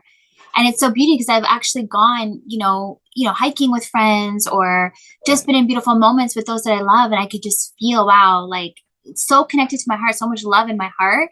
And, just say that this is heavenly, this is divine. And I share this in my post because I see it. And as you awaken to this and you're connected to this in this way, you start to see it more in life. Some people are so bogged down by life that they only see, this tunnel vision of what they think life is. When we start to open our hearts, we start to feel like, oh my goodness, I have so much more love, so much more connection, so much more realization of what we're creating in our lives, how we can feel, how we can experience our relationships, right? Right. That's the beauty of this, is realizing, how divine we are and what we can create through, how we see things, how we feel within ourselves, our intentions, or what we're bringing forward and creating and sharing. And the beauty of that, right? And how we can experience life through that. Right. Right. And when we're focused on that, okay, how divine life is, you start to open up and start to see it more, right? And you start to see the beauty all around us, the love all around us, and you become this greater expression of this as well, because you start to realize your divine expression. Well, interesting. That's Yeah. like, every time I kind of think about what you're talking about. There's nothing. I think everything is positive, and with you and your spirit, and it. I can see why people could get drawn into that, and people who are looking for structure or looking for love, that's the kind of avenue that people are kind of like searching. Like people are lost and they can't find themselves. And Yeah. they don't really know that the inner self is love, but they don't know how to bring it out or they don't know how to find it, right? Yeah, so it's really looking at like what are they feeling, right? Or what are they, what are they focused on? Are you focused on all the problems? Are you focused on, are you focused on you know, the hurt, the pain, or this person doesn't do this, or like what are those things, right? Versus like how you're seeing things with greater love, greater clarity, right? And as you start to realize this and start to connect to this, you start to open up to feel this, right? Open up your hearts to feel this greater connection coming more from love and realizing what's possible through us, right? And how divine we are, how divinely connected we are, and the beauty of this. Yeah, so it's beautiful. And again, that's a lot of it is that clarity, the heart clarity is how I call it, because as you see more from the heart, you see more from love and you experience this more in your life, right?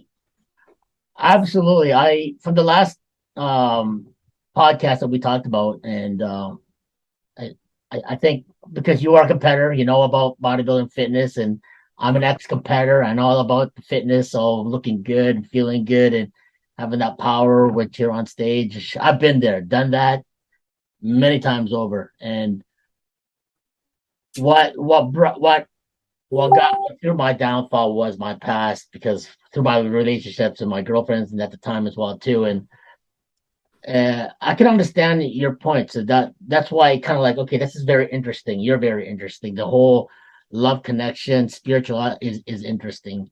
And like I said, I have no bounds of that as long as it helps you and you're reaching a better goal and you're finding your spiritual connection to love or God or spiritual connection to whoever you believe in, the higher power. And that is positive. That is very positive. But with that, click, how did that click in when all of a sudden, okay, is it after the whole your relationship, the bodybuilding, the fitness, and you just needed something else, or just something wasn't right, or you you felt something? Yeah, so it was interesting because I had like I was just feeling like things weren't being weren't aligned in my life. Right.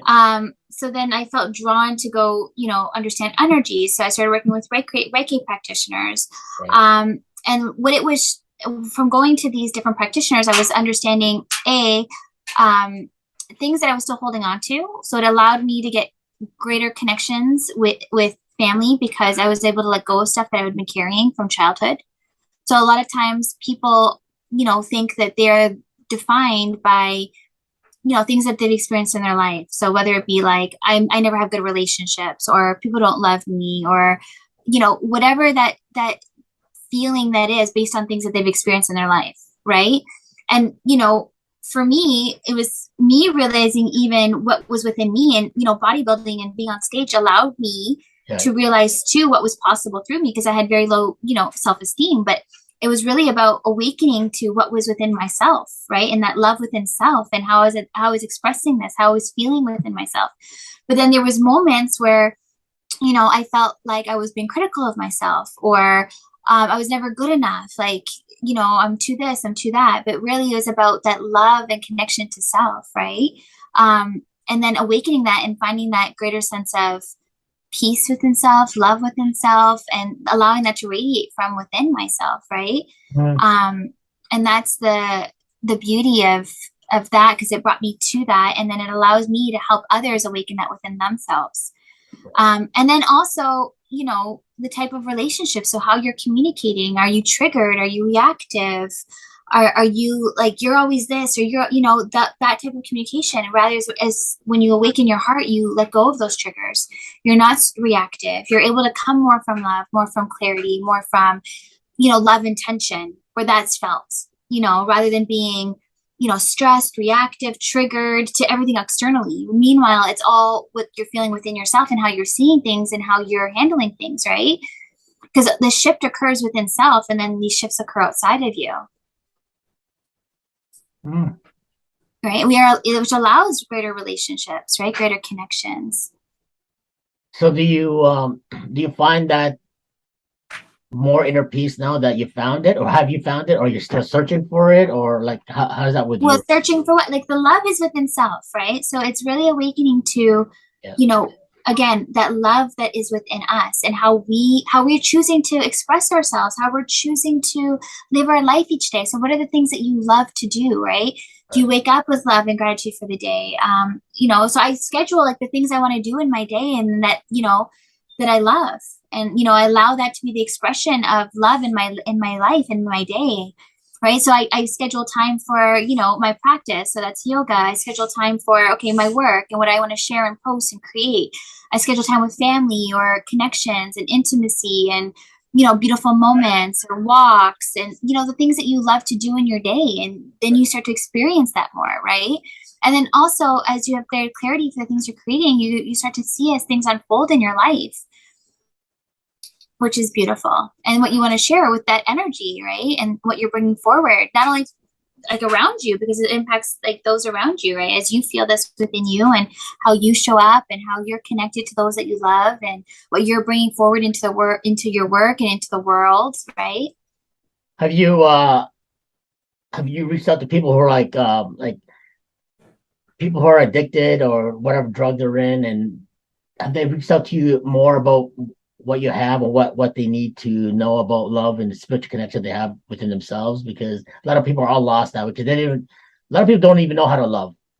Yeah. I know lots of friends of mine, a lot of them passed away because of the drug addiction thing, and a lot of them are still searching for it and they can't seem to find it. And they'll either do this or they'll do that to find that, but that's Yeah. just So temporary fix. Can you help yeah, them in that way or no? absolutely. So it's Good. again that reconnection to self, right? It's really connecting to within yourself and how divine you truly are, how magnificent you are. And it's, when people are carrying these feelings of, I'm not good enough, I'm not loved, no one loves me, or this always happens. It's all of that emotional stuff that kind of hinders their full like expression of their divine expression, right? Of love that they are, in order to express from a place of love and joy and to really truly feel this, right? And be the expression of this, right? So yeah, I've worked with people who've,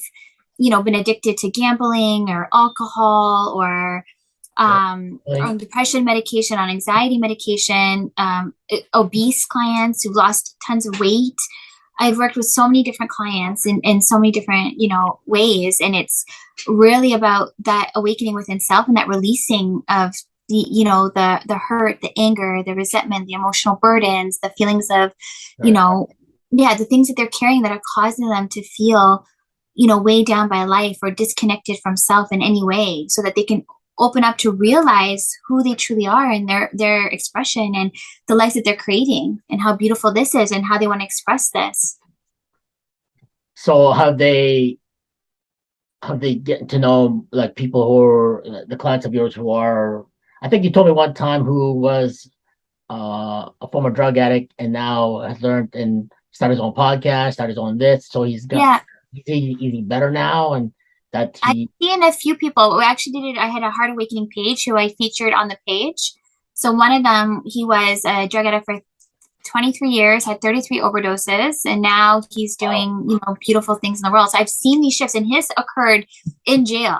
So he was in jail, had this realization, had this awakening, started to let go of things from his past, literally opened up his heart, started helping people in jail, came out, literally started to change his life. So rebuilt his relationship with his kids, with his girlfriend, created podcasts, now, creating beautiful things in his life through he still goes and helps feed the homeless, and, he does beautiful things, but so much growth from someone who was so disconnected from self, from the love within himself.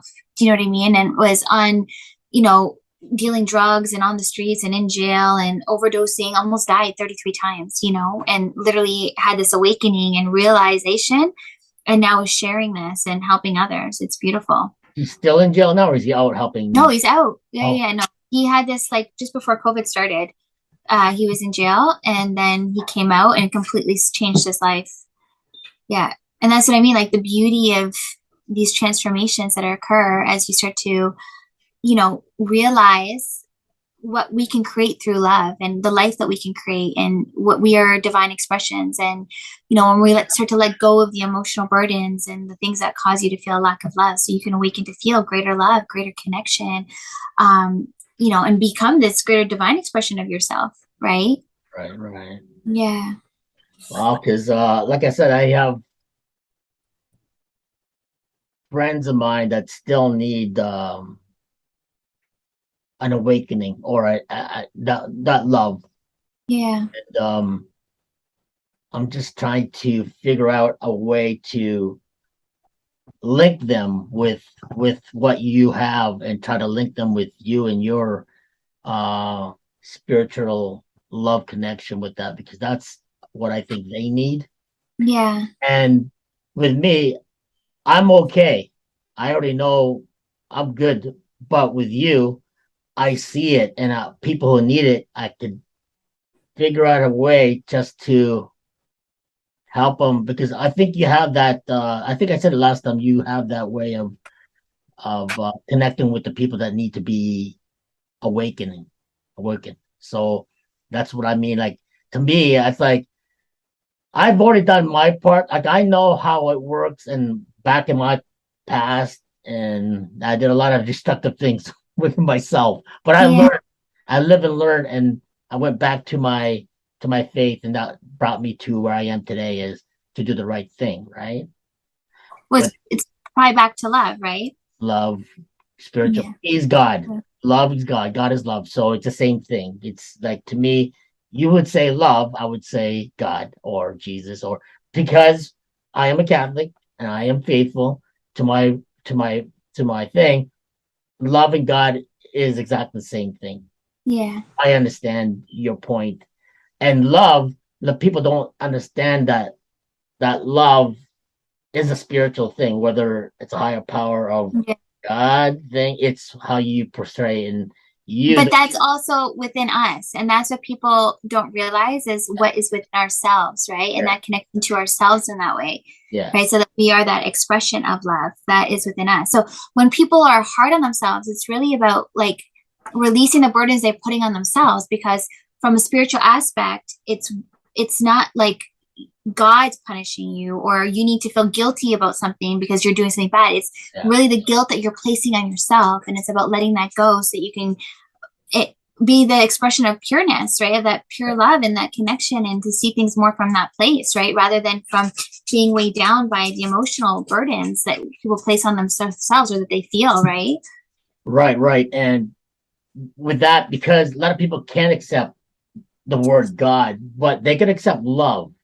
So that's why I think the love can. Yeah. So I see things from like all of life. If you look at life, like energy, divine, like the God is everything. It's everything. Like things would not exist if you look at things on a science, religion. It's all a God. It's all divine, right? And we are that because we think something, we have an intention, and then we create it. We are creators. We are divine, right? So we are divine expressions, right? Which is of God. So the energy that we put forward, that's God, right? So we are divine creation and expressions, right? So that is what divine is if you look at, something growing, that's divine. That energy that's taking for something to grow, that's divine, that's God, right? And we are connected to that. We are all this.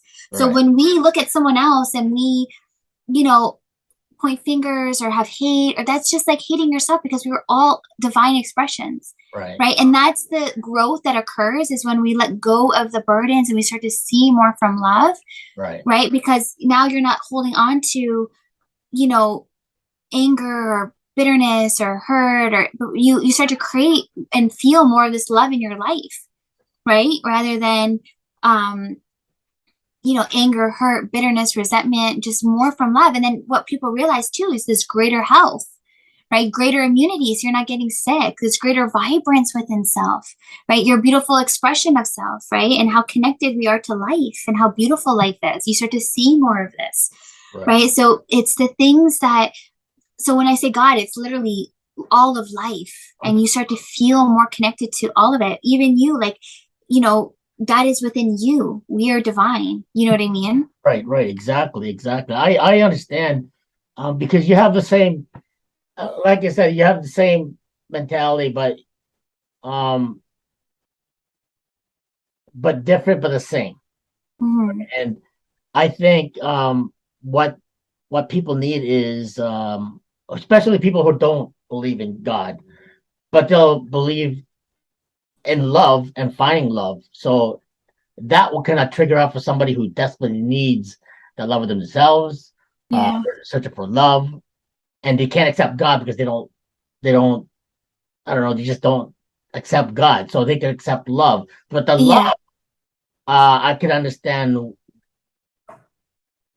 how they can use that to better themselves, to search for themselves, to find that energy to stay away from their addiction, stay away from whatever that is, and from the Yeah. negativity, and find that love. So that love is kind of like the energy source for them to take it to the next step to get away from all the negative stuff. Because now the shift begins to occur because it's like looking at what is causing them to want to take the drugs, Yeah, right? Is it to numb what they're feeling or not realizing, who they truly are and that love with themselves, right? Because then you start to realize like I can create beautiful things in my life and experience beautiful things in my life, right, right? And feel this greater love within myself. And then as I awaken this and feel this, letting go of, the thoughts that I'm not good enough or, life is hard or whatever is causing them to feel right. that they need drugs in order to numb what they're feeling or to, but to really experience and awaken the stuff within self so that they can express from this and create a life they love and have greater connections and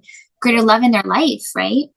And the beauty of this. Have you ever been addicted to any like drugs or alcohol or anything like that, or were you just like, Yes. So yeah, I went through a phase when I was a teenager where I kind of, where I didn't feel like I belonged and I was searching, like I said, for love outside of me. So I went through a phase where I was doing drugs. And that was a few years and drinking alcohol. And, I was getting to a point where I was like, what am I doing? Is this the life that I want to create? Because I was noticing as I was doing this, it was like one thing would go wrong and then another thing. And I was like, okay, is this the life that I really want? And I literally did this shift within myself where I was like, okay, no. And then I ended up going to school, working like 3 jobs. Like I completely shifted my focus to more of what do I want to create in my life? right, Right. Yeah. So, and then I read the book The Secret and that changed my perception of things because I started to see things like, wow, I can create right through what hmm, I'm focused on. So I had dream boards and I was creating and I was like loving and I was seeing my creations come to life and I was just like loving life. Right. So, but again, then there was things that were bringing me back into myself with greater love. So that was that greater connection to myself. So that allowed me to have greater love for the ones that I love and greater connection to those that I love. well, that's awesome that Yeah. you found that because you felt like you're spiraling down and you just couldn't get up, or did you hit rock bottom and then you say, you know what, it's time Um, and you went it back? was just like, yeah. So, I was 16, I was kicked out of my house. Got it. And I was doing drugs and, and then, I got hit in the face by a girl, it was like, my half sister, she came and she hit me and I had to go home and I'm like, listen, I need a health card. And I was like, okay, are you ready to come home now? And I had to really sit there and reflect, like, what am I doing? Right? How am I living my life? Like I was in, hotel rooms and, going out partying and I was seeing the life that I was experiencing. And I was like, is this the life that I want? So I had this kind of awakening even at a young age, like 17, 18. And then I started to shift into health focused. So I Right. started working out and going to the gym and going to school and going to work. And I started to completely shift what I was focusing on Yeah. and bring this love into what I was doing in that way, and create, a beautiful life. And I started to notice, although I was working, I felt like I needed to work so much. I was like kind of had this like hustle kind of mentality. Right. So the realization for me too was, so I was still carrying some of the emotional burdens from childhood. So there was a lot of weight that came off of me as I started to release a lot of that stuff and how I saw stuff. Right. And I started to create more from love and more from, and then you start to feel lighter because you're not carrying that stuff, that emotional burdens, those things, in terms of you know, the heaviness of I have to do this, or like, you know what I mean? Like whereas it's like, no, I get to do this. I get to create every day. I get to experience life this way. I get to connect and have beautiful connections with, loving connections with those that I love, and Right. experience life so differently. And this was the awakening, right? And even for me, like greater health, like I don't get sick anymore. Like I've awakened to this greater immunity within myself. And that's the beauty of this, because, we're coming from love. I've noticed, greater harmony within self. So like, in terms of, I've seen like people's periods like better, reverse aging, like fine lines going away, not getting sick. I've seen people with allergies are gone. And this is what I mean by this awakening within self. It's like we start to harmonize and start to realize, Right. how much more youthful we feel and look, and, how much more in harmony we are within ourselves, and how beautiful this truly is, like the greater immunity and health and vibrance. So it was just so much that I've started to awaken more to as I've, grown, evolved. When you started learning and evolving to yourself, and did you find out, okay, you have something there, that I think I have something there that I'm gonna lead me to the right path, because you went through the whole fitness, bodybuilding, fitness, looking good, and then you told me one time your ex didn't like that. He wanted you to look in a certain way, but you want to go in a different direction, and that caused a conflict with you. So that No, it had nothing to do with that. He actually wanted me to work out. It wasn't that. It was more, I was doing projects, right, and I was more like, I was exploring my own spirituality. So I was like in church and exploring my own spirituality. And I think there were shifts occurring within me as I opened up to explore more. And that was where the issue was. Yeah. oh, He okay, was, yeah, he was very supportive with, it was just more me. Like I was doing a lot of inner work. So I was meditating and going within more and connecting to myself to truly, for me, it was like discovering who I was, right? And that connection to myself in that way. So that was the part of that journey for me, was that inner going within to figure that out. And then I started to have greater realizations. and you figure that out now, that okay, this is the journey your plan is laid out to. You got this life that you're going towards, the finding yourself by helping people, right? And you love that. You love that. No, I've just seen like through my journey what I've awakened to, what I've been able to help others awaken to. So I see people who are disconnected, or, not happy in their life, or, whether they be, you know, it could be with like weight, like they're struggling with weight or not connecting to themselves that way, or they're not happy in their life, they're disconnected in relationships, or maybe they're feeling, depressed or anxious, or those type feelings. And it was really about awakening, um, like I said, this greater love and clarity and connection within themselves, and what they're creating in their lives, and what they're able to experience in their lives through this awakening within self. And as I said, like this divine expression of self, right? And there's so many forms of this, like as we awaken this within ourselves. So we become the expression of this as to what we want to create, what we want to share, what we are bringing forward, right? But the more we're connected to that within ourselves, that is what we're sharing and creating and expressing from, Okay. right? Yeah, yeah. Like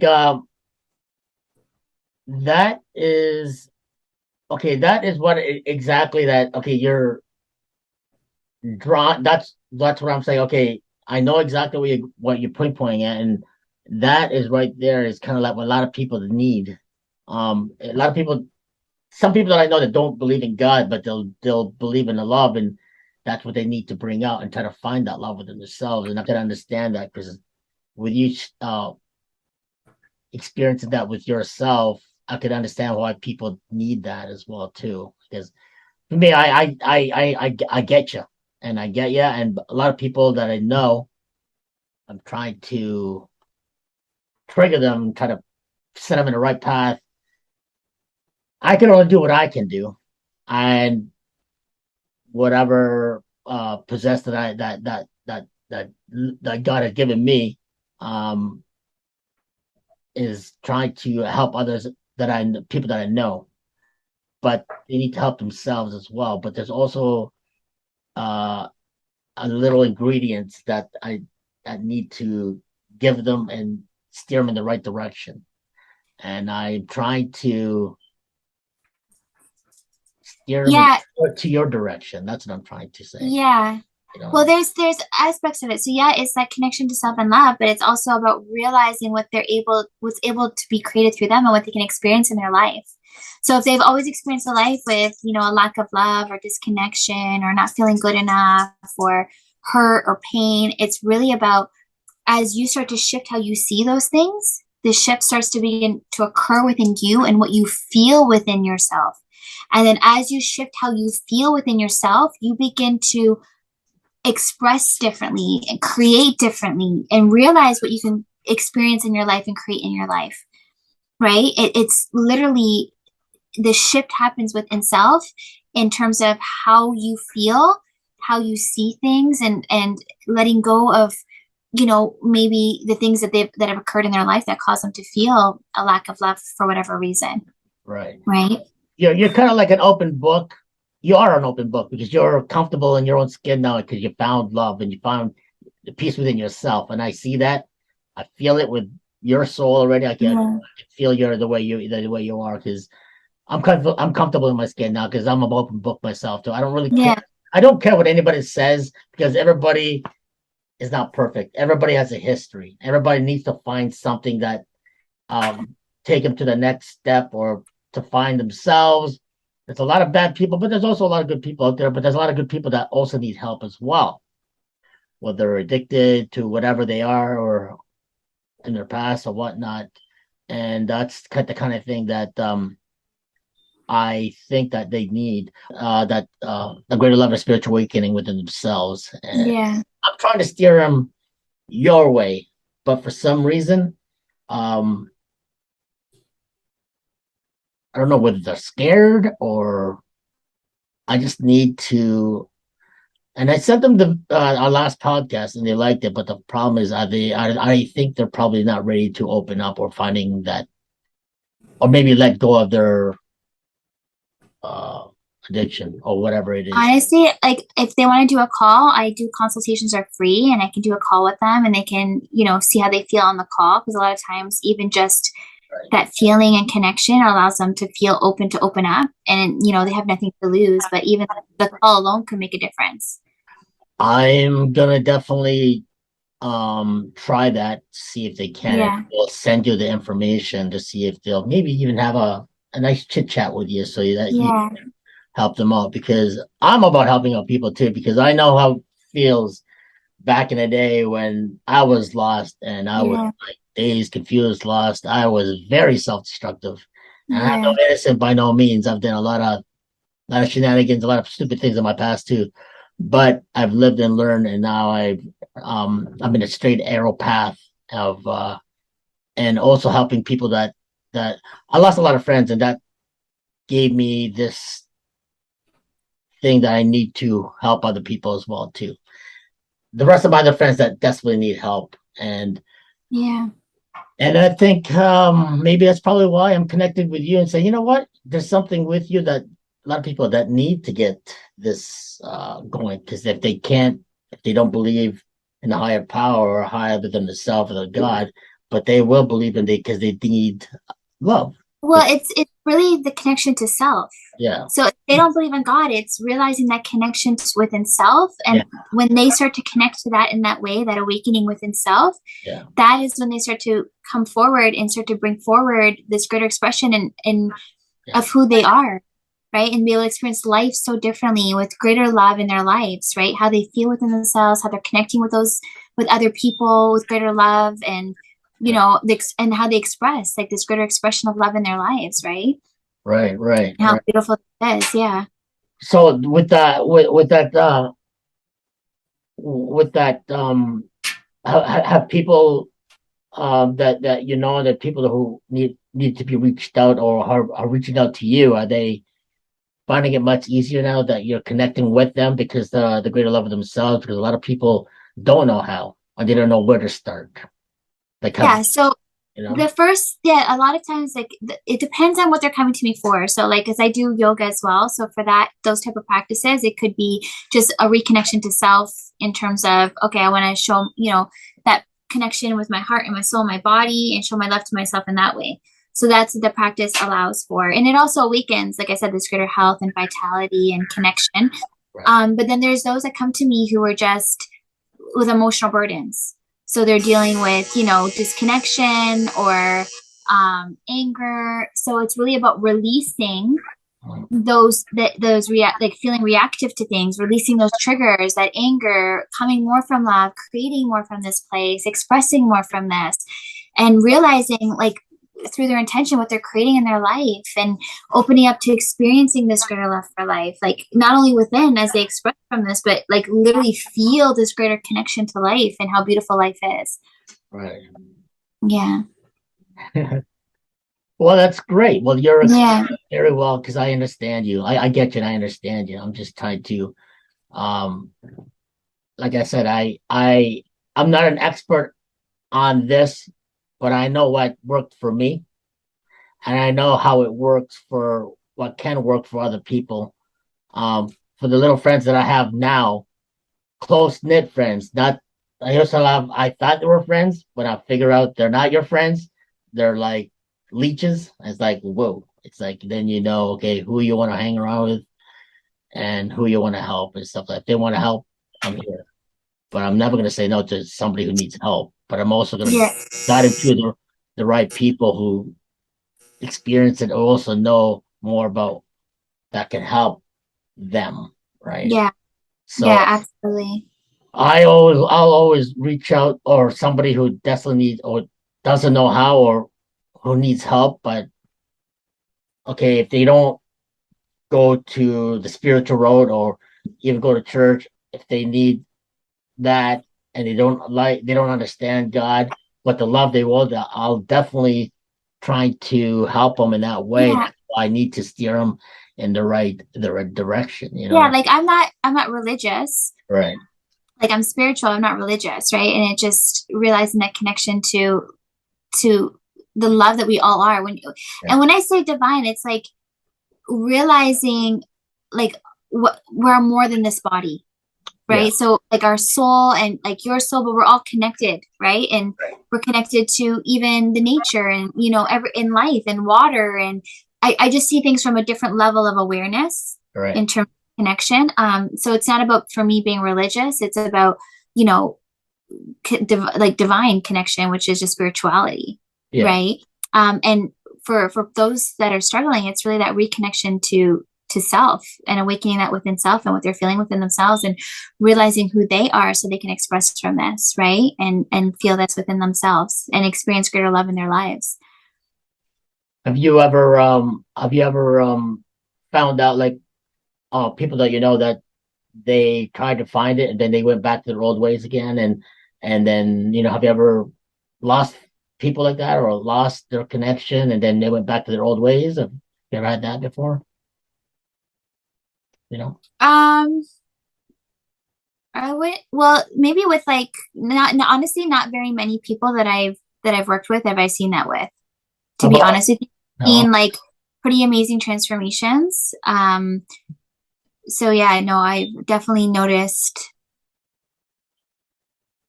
Yeah, there's not many people who I've seen who've gone back. Yeah. Maybe with weight, maybe putting on a little bit more weight. But a lot of the people, and this is from before, but a lot of people I work with, that the transformations have been immense from within themselves. So it's beautiful to see. Right. Yeah. Have you ever helped out with people that are that desperately need, say, their last straw, and they don't know where to turn to? But I've actually had messages with people saying I wanted to kill myself, and if it wasn't for you, I think I wouldn't be here. Wow. So I've worked with a few people like that, and it's really touching to know when you work with, so I'm gonna get emotional, when you work with somebody who's that disconnected from self, where that they don't feel like they want to be on this earth, right? To see them now creating the life that they love and experiencing greater love in their lives and letting go of addictions, and I can't even express how much that touches me to see the shift in them and what they're doing now and how they're experiencing life from where they were.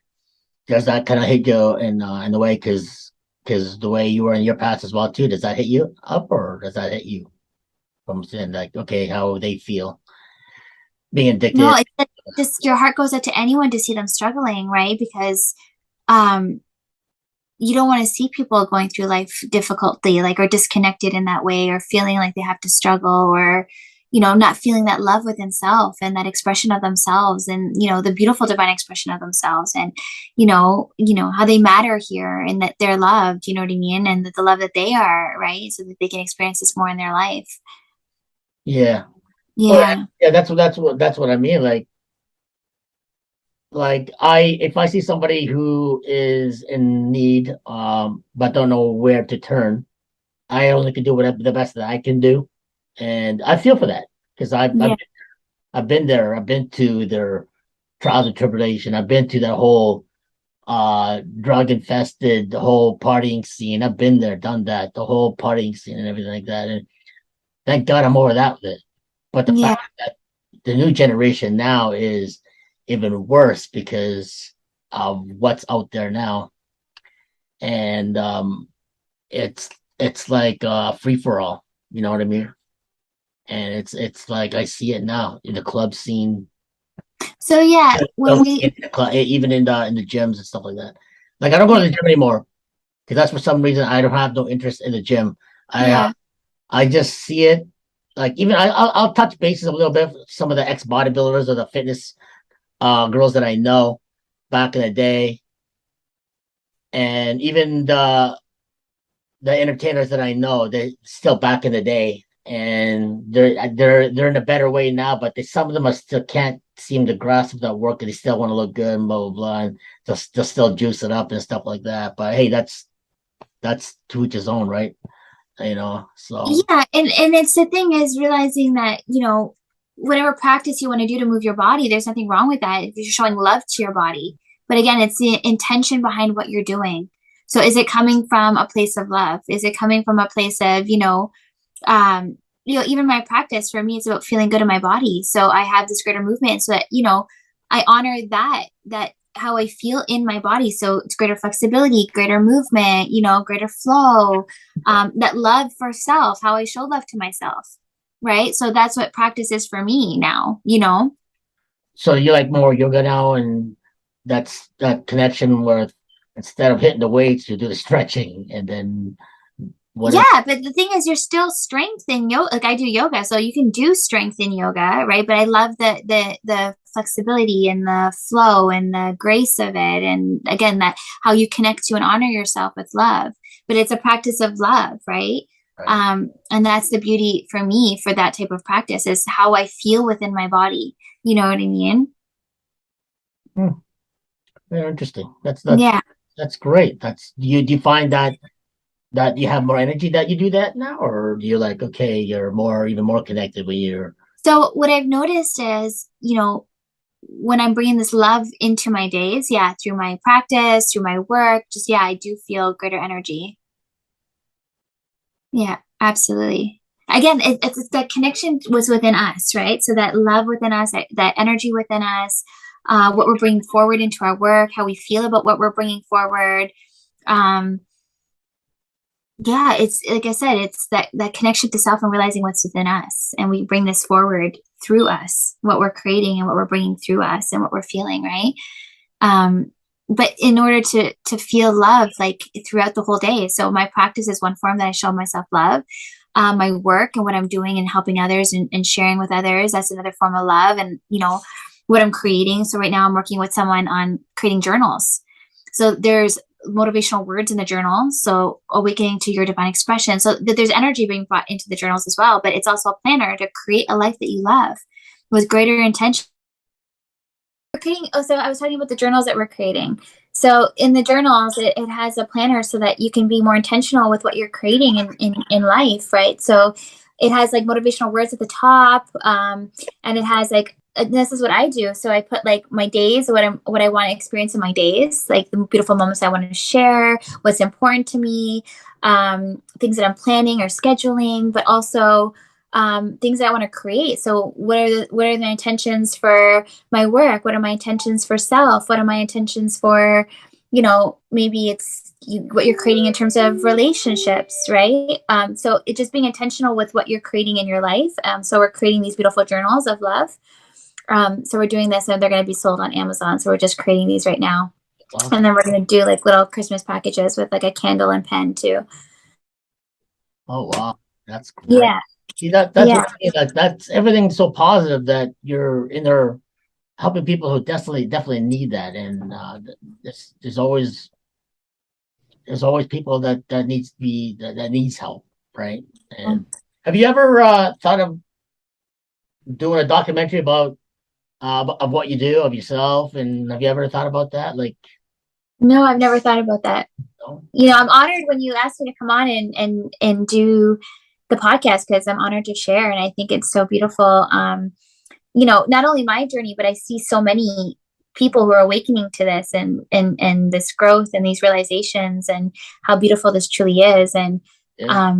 like I said, what I've seen from this awakenings, like not worried about getting sick anymore, and this greater health and vibrance within self, this greater feeling with itself, this greater love and connection and beautiful moments shared, and these beautiful experiences and connection to life, and what they're creating in their lives and what they're bringing forward. Like, just so much of this is being awakened now, and it's just so beautiful to see, and to help others that are struggling to not to feel this, to awaken to this realization as well, and to experience life with, like I said, greater love and clarity for what they want to create in their lives, and awaken their hearts to feel this and with greater connection, right?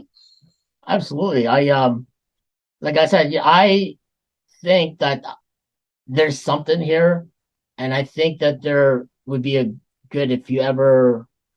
I think it would be if you ever thought about doing, like, if I ever think of doing a documentary about your path or about the whole connection awakening. Have you ever? Would you be interested in doing that, or doing a documentary on yourself, or what?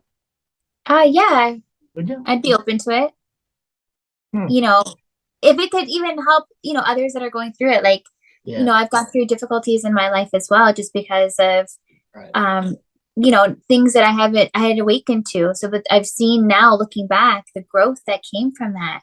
Right. You know, and sometimes when you're in it, you don't see it. But now I have the ability now to share with others the growth that I've, you know, realized, the love that I've realized, and the connection to self that I've realized, and help others with that.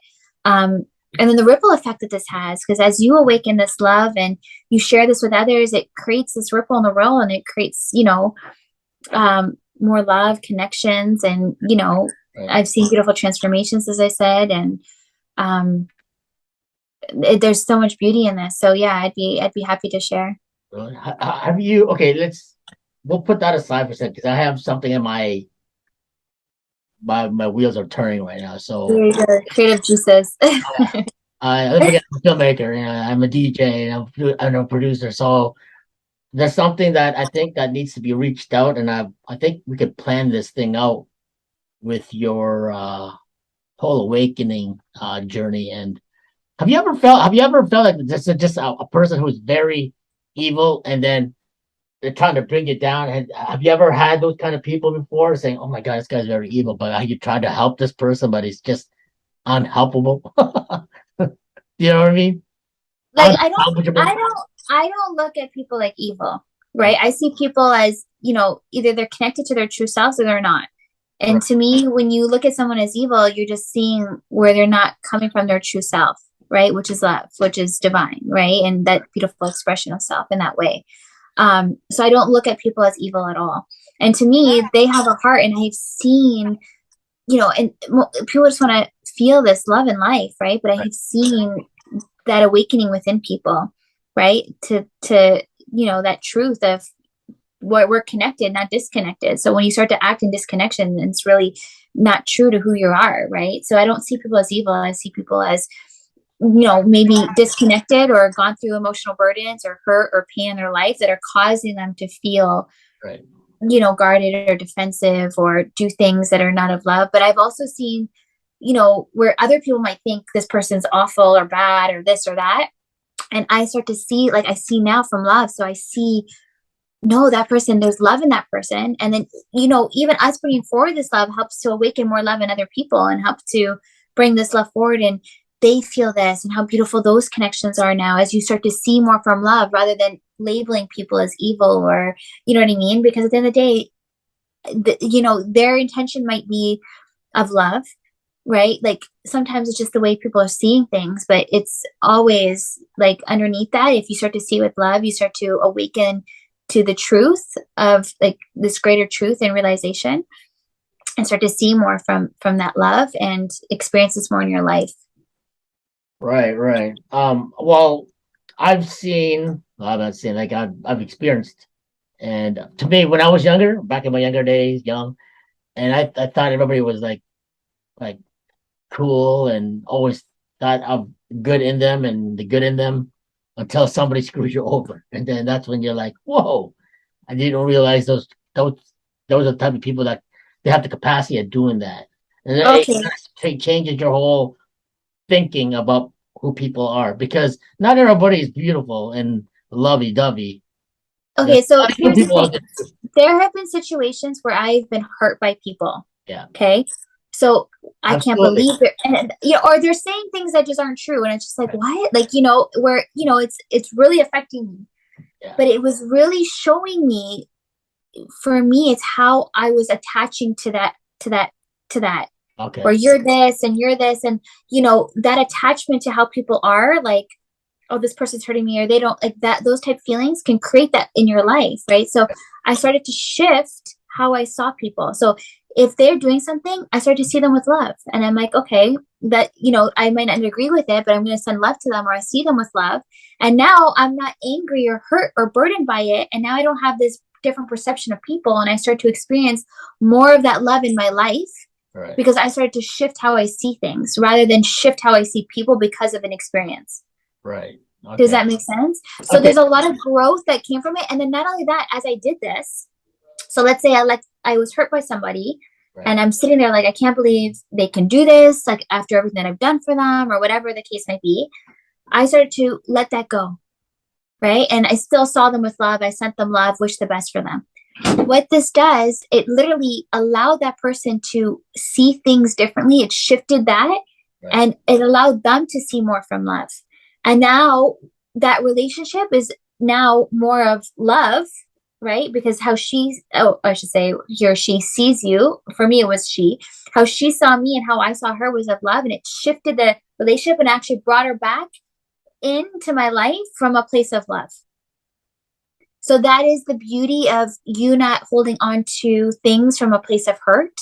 Right. But seeing from love, because it can literally shift relationships and resolve things between two people when you start to shift, rather than seeing people as this or that, but really seeing the truth. Okay, if they're not acting in love, and I'm not seeing that from that, what they're acting in is a place of love, I send them love, and I'm still going to see them with love, but it doesn't mean that they have to be in my life. But situations that occur where they might come back in, right, so that you can see that. And that was the beauty of a lot of the work that I did, was there was a lot of growth that came from me realizing this, where the situation occurred and I started to see differently. I started to see more from love, and then I wasn't holding on to hurt and anger and all of these emotions.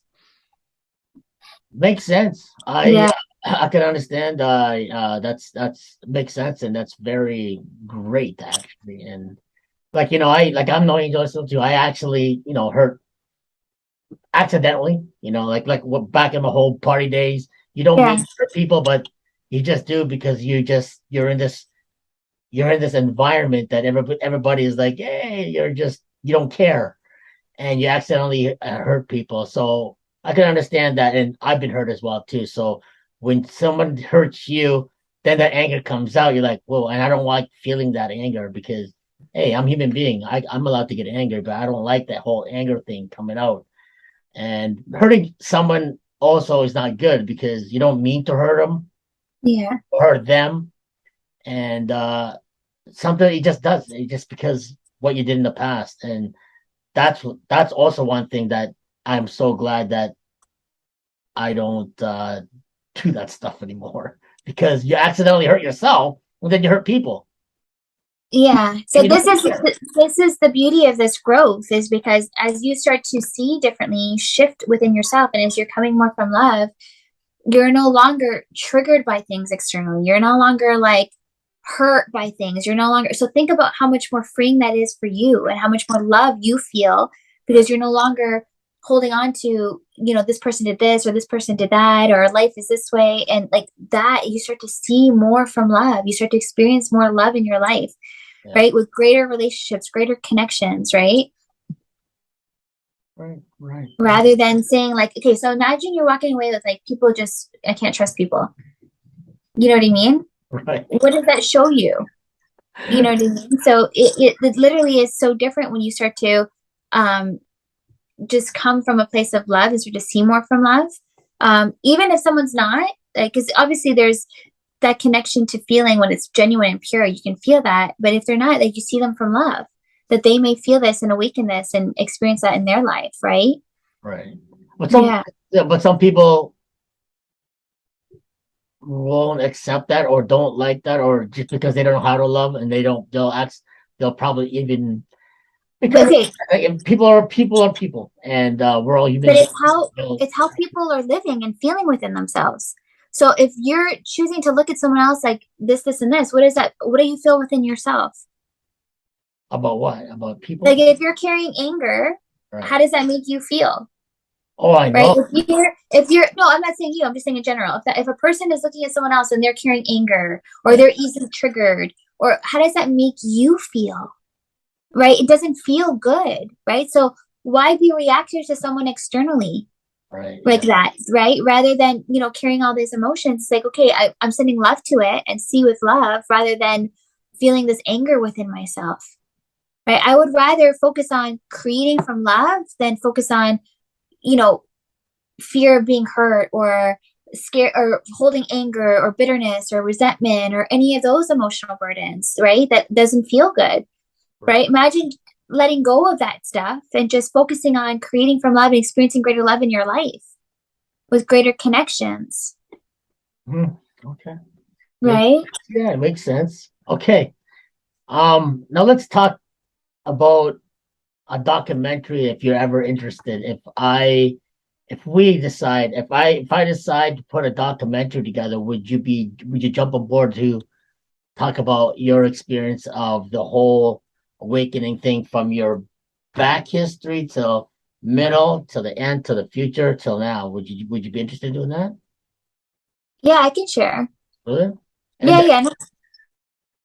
And then we could structure it in a way that we'll see what happens, because putting in a documentary, would you mind putting it and we'll go to like film festivals and branch out like that? Would you be interested in doing that?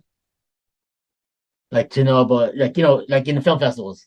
Like yeah. If you want to share it that way, no problem. Yeah. Like documentary, a Samantha of love, spiritual awakening, and doing a documentary on you.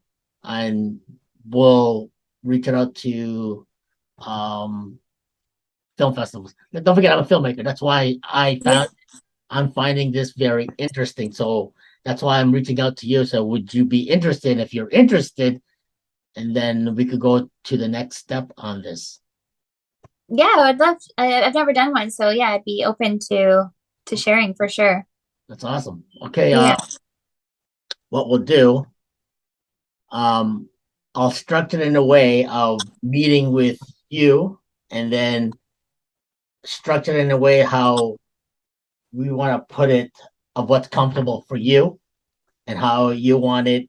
You have to let me know. I'll write down what I need, and I got to put a storyboard together. Okay. And then I'll have to put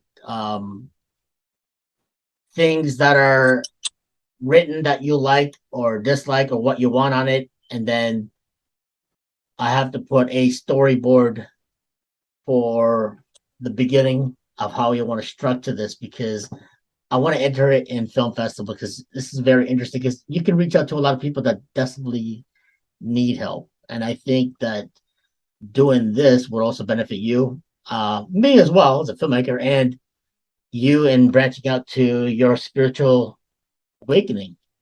Yeah. No, that sounds wonderful. Really? Yeah. That's awesome. So what we'll do, let me um, write down some pointers and some pinpoint on how we're going to do this, and then we could go to your meetings or your clients and how, and even you're doing your yoga. So I'll have to write things down and put a storyboard together. So first, second, third, how from your, and then you got to have a one-on-one sit down of you talking about your past, that you're open with it, because you are open book now, because you're all about love, right? Yeah, absolutely. And then we'll go from there about what shots we want to do, and then your gatherings that you do, or your conventions that you do, we could even just film some of those as well too, like and people that you're comfortable with, or people who are interested in doing this documentary with you. Okay. Yeah, Yeah, it sounds good. sounds good. All right, Samantha, Okay.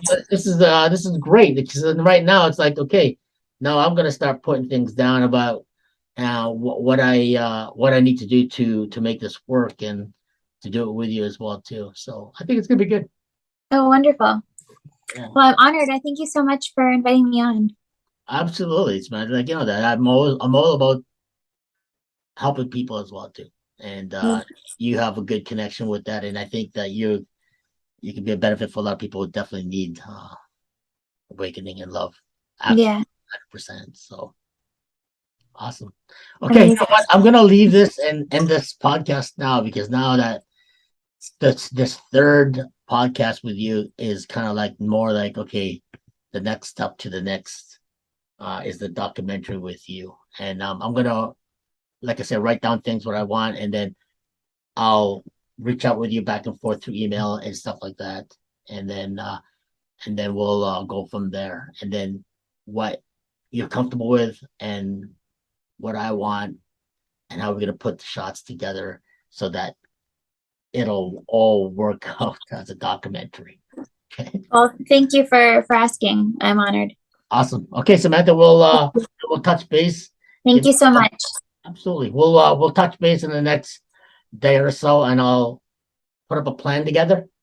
I'll send it to you. We'll look it over, and then we'll do the next step every day as things starts to branch and progress. As putting this together. So I wanted this to do it right, so that people can actually understand what this is all about.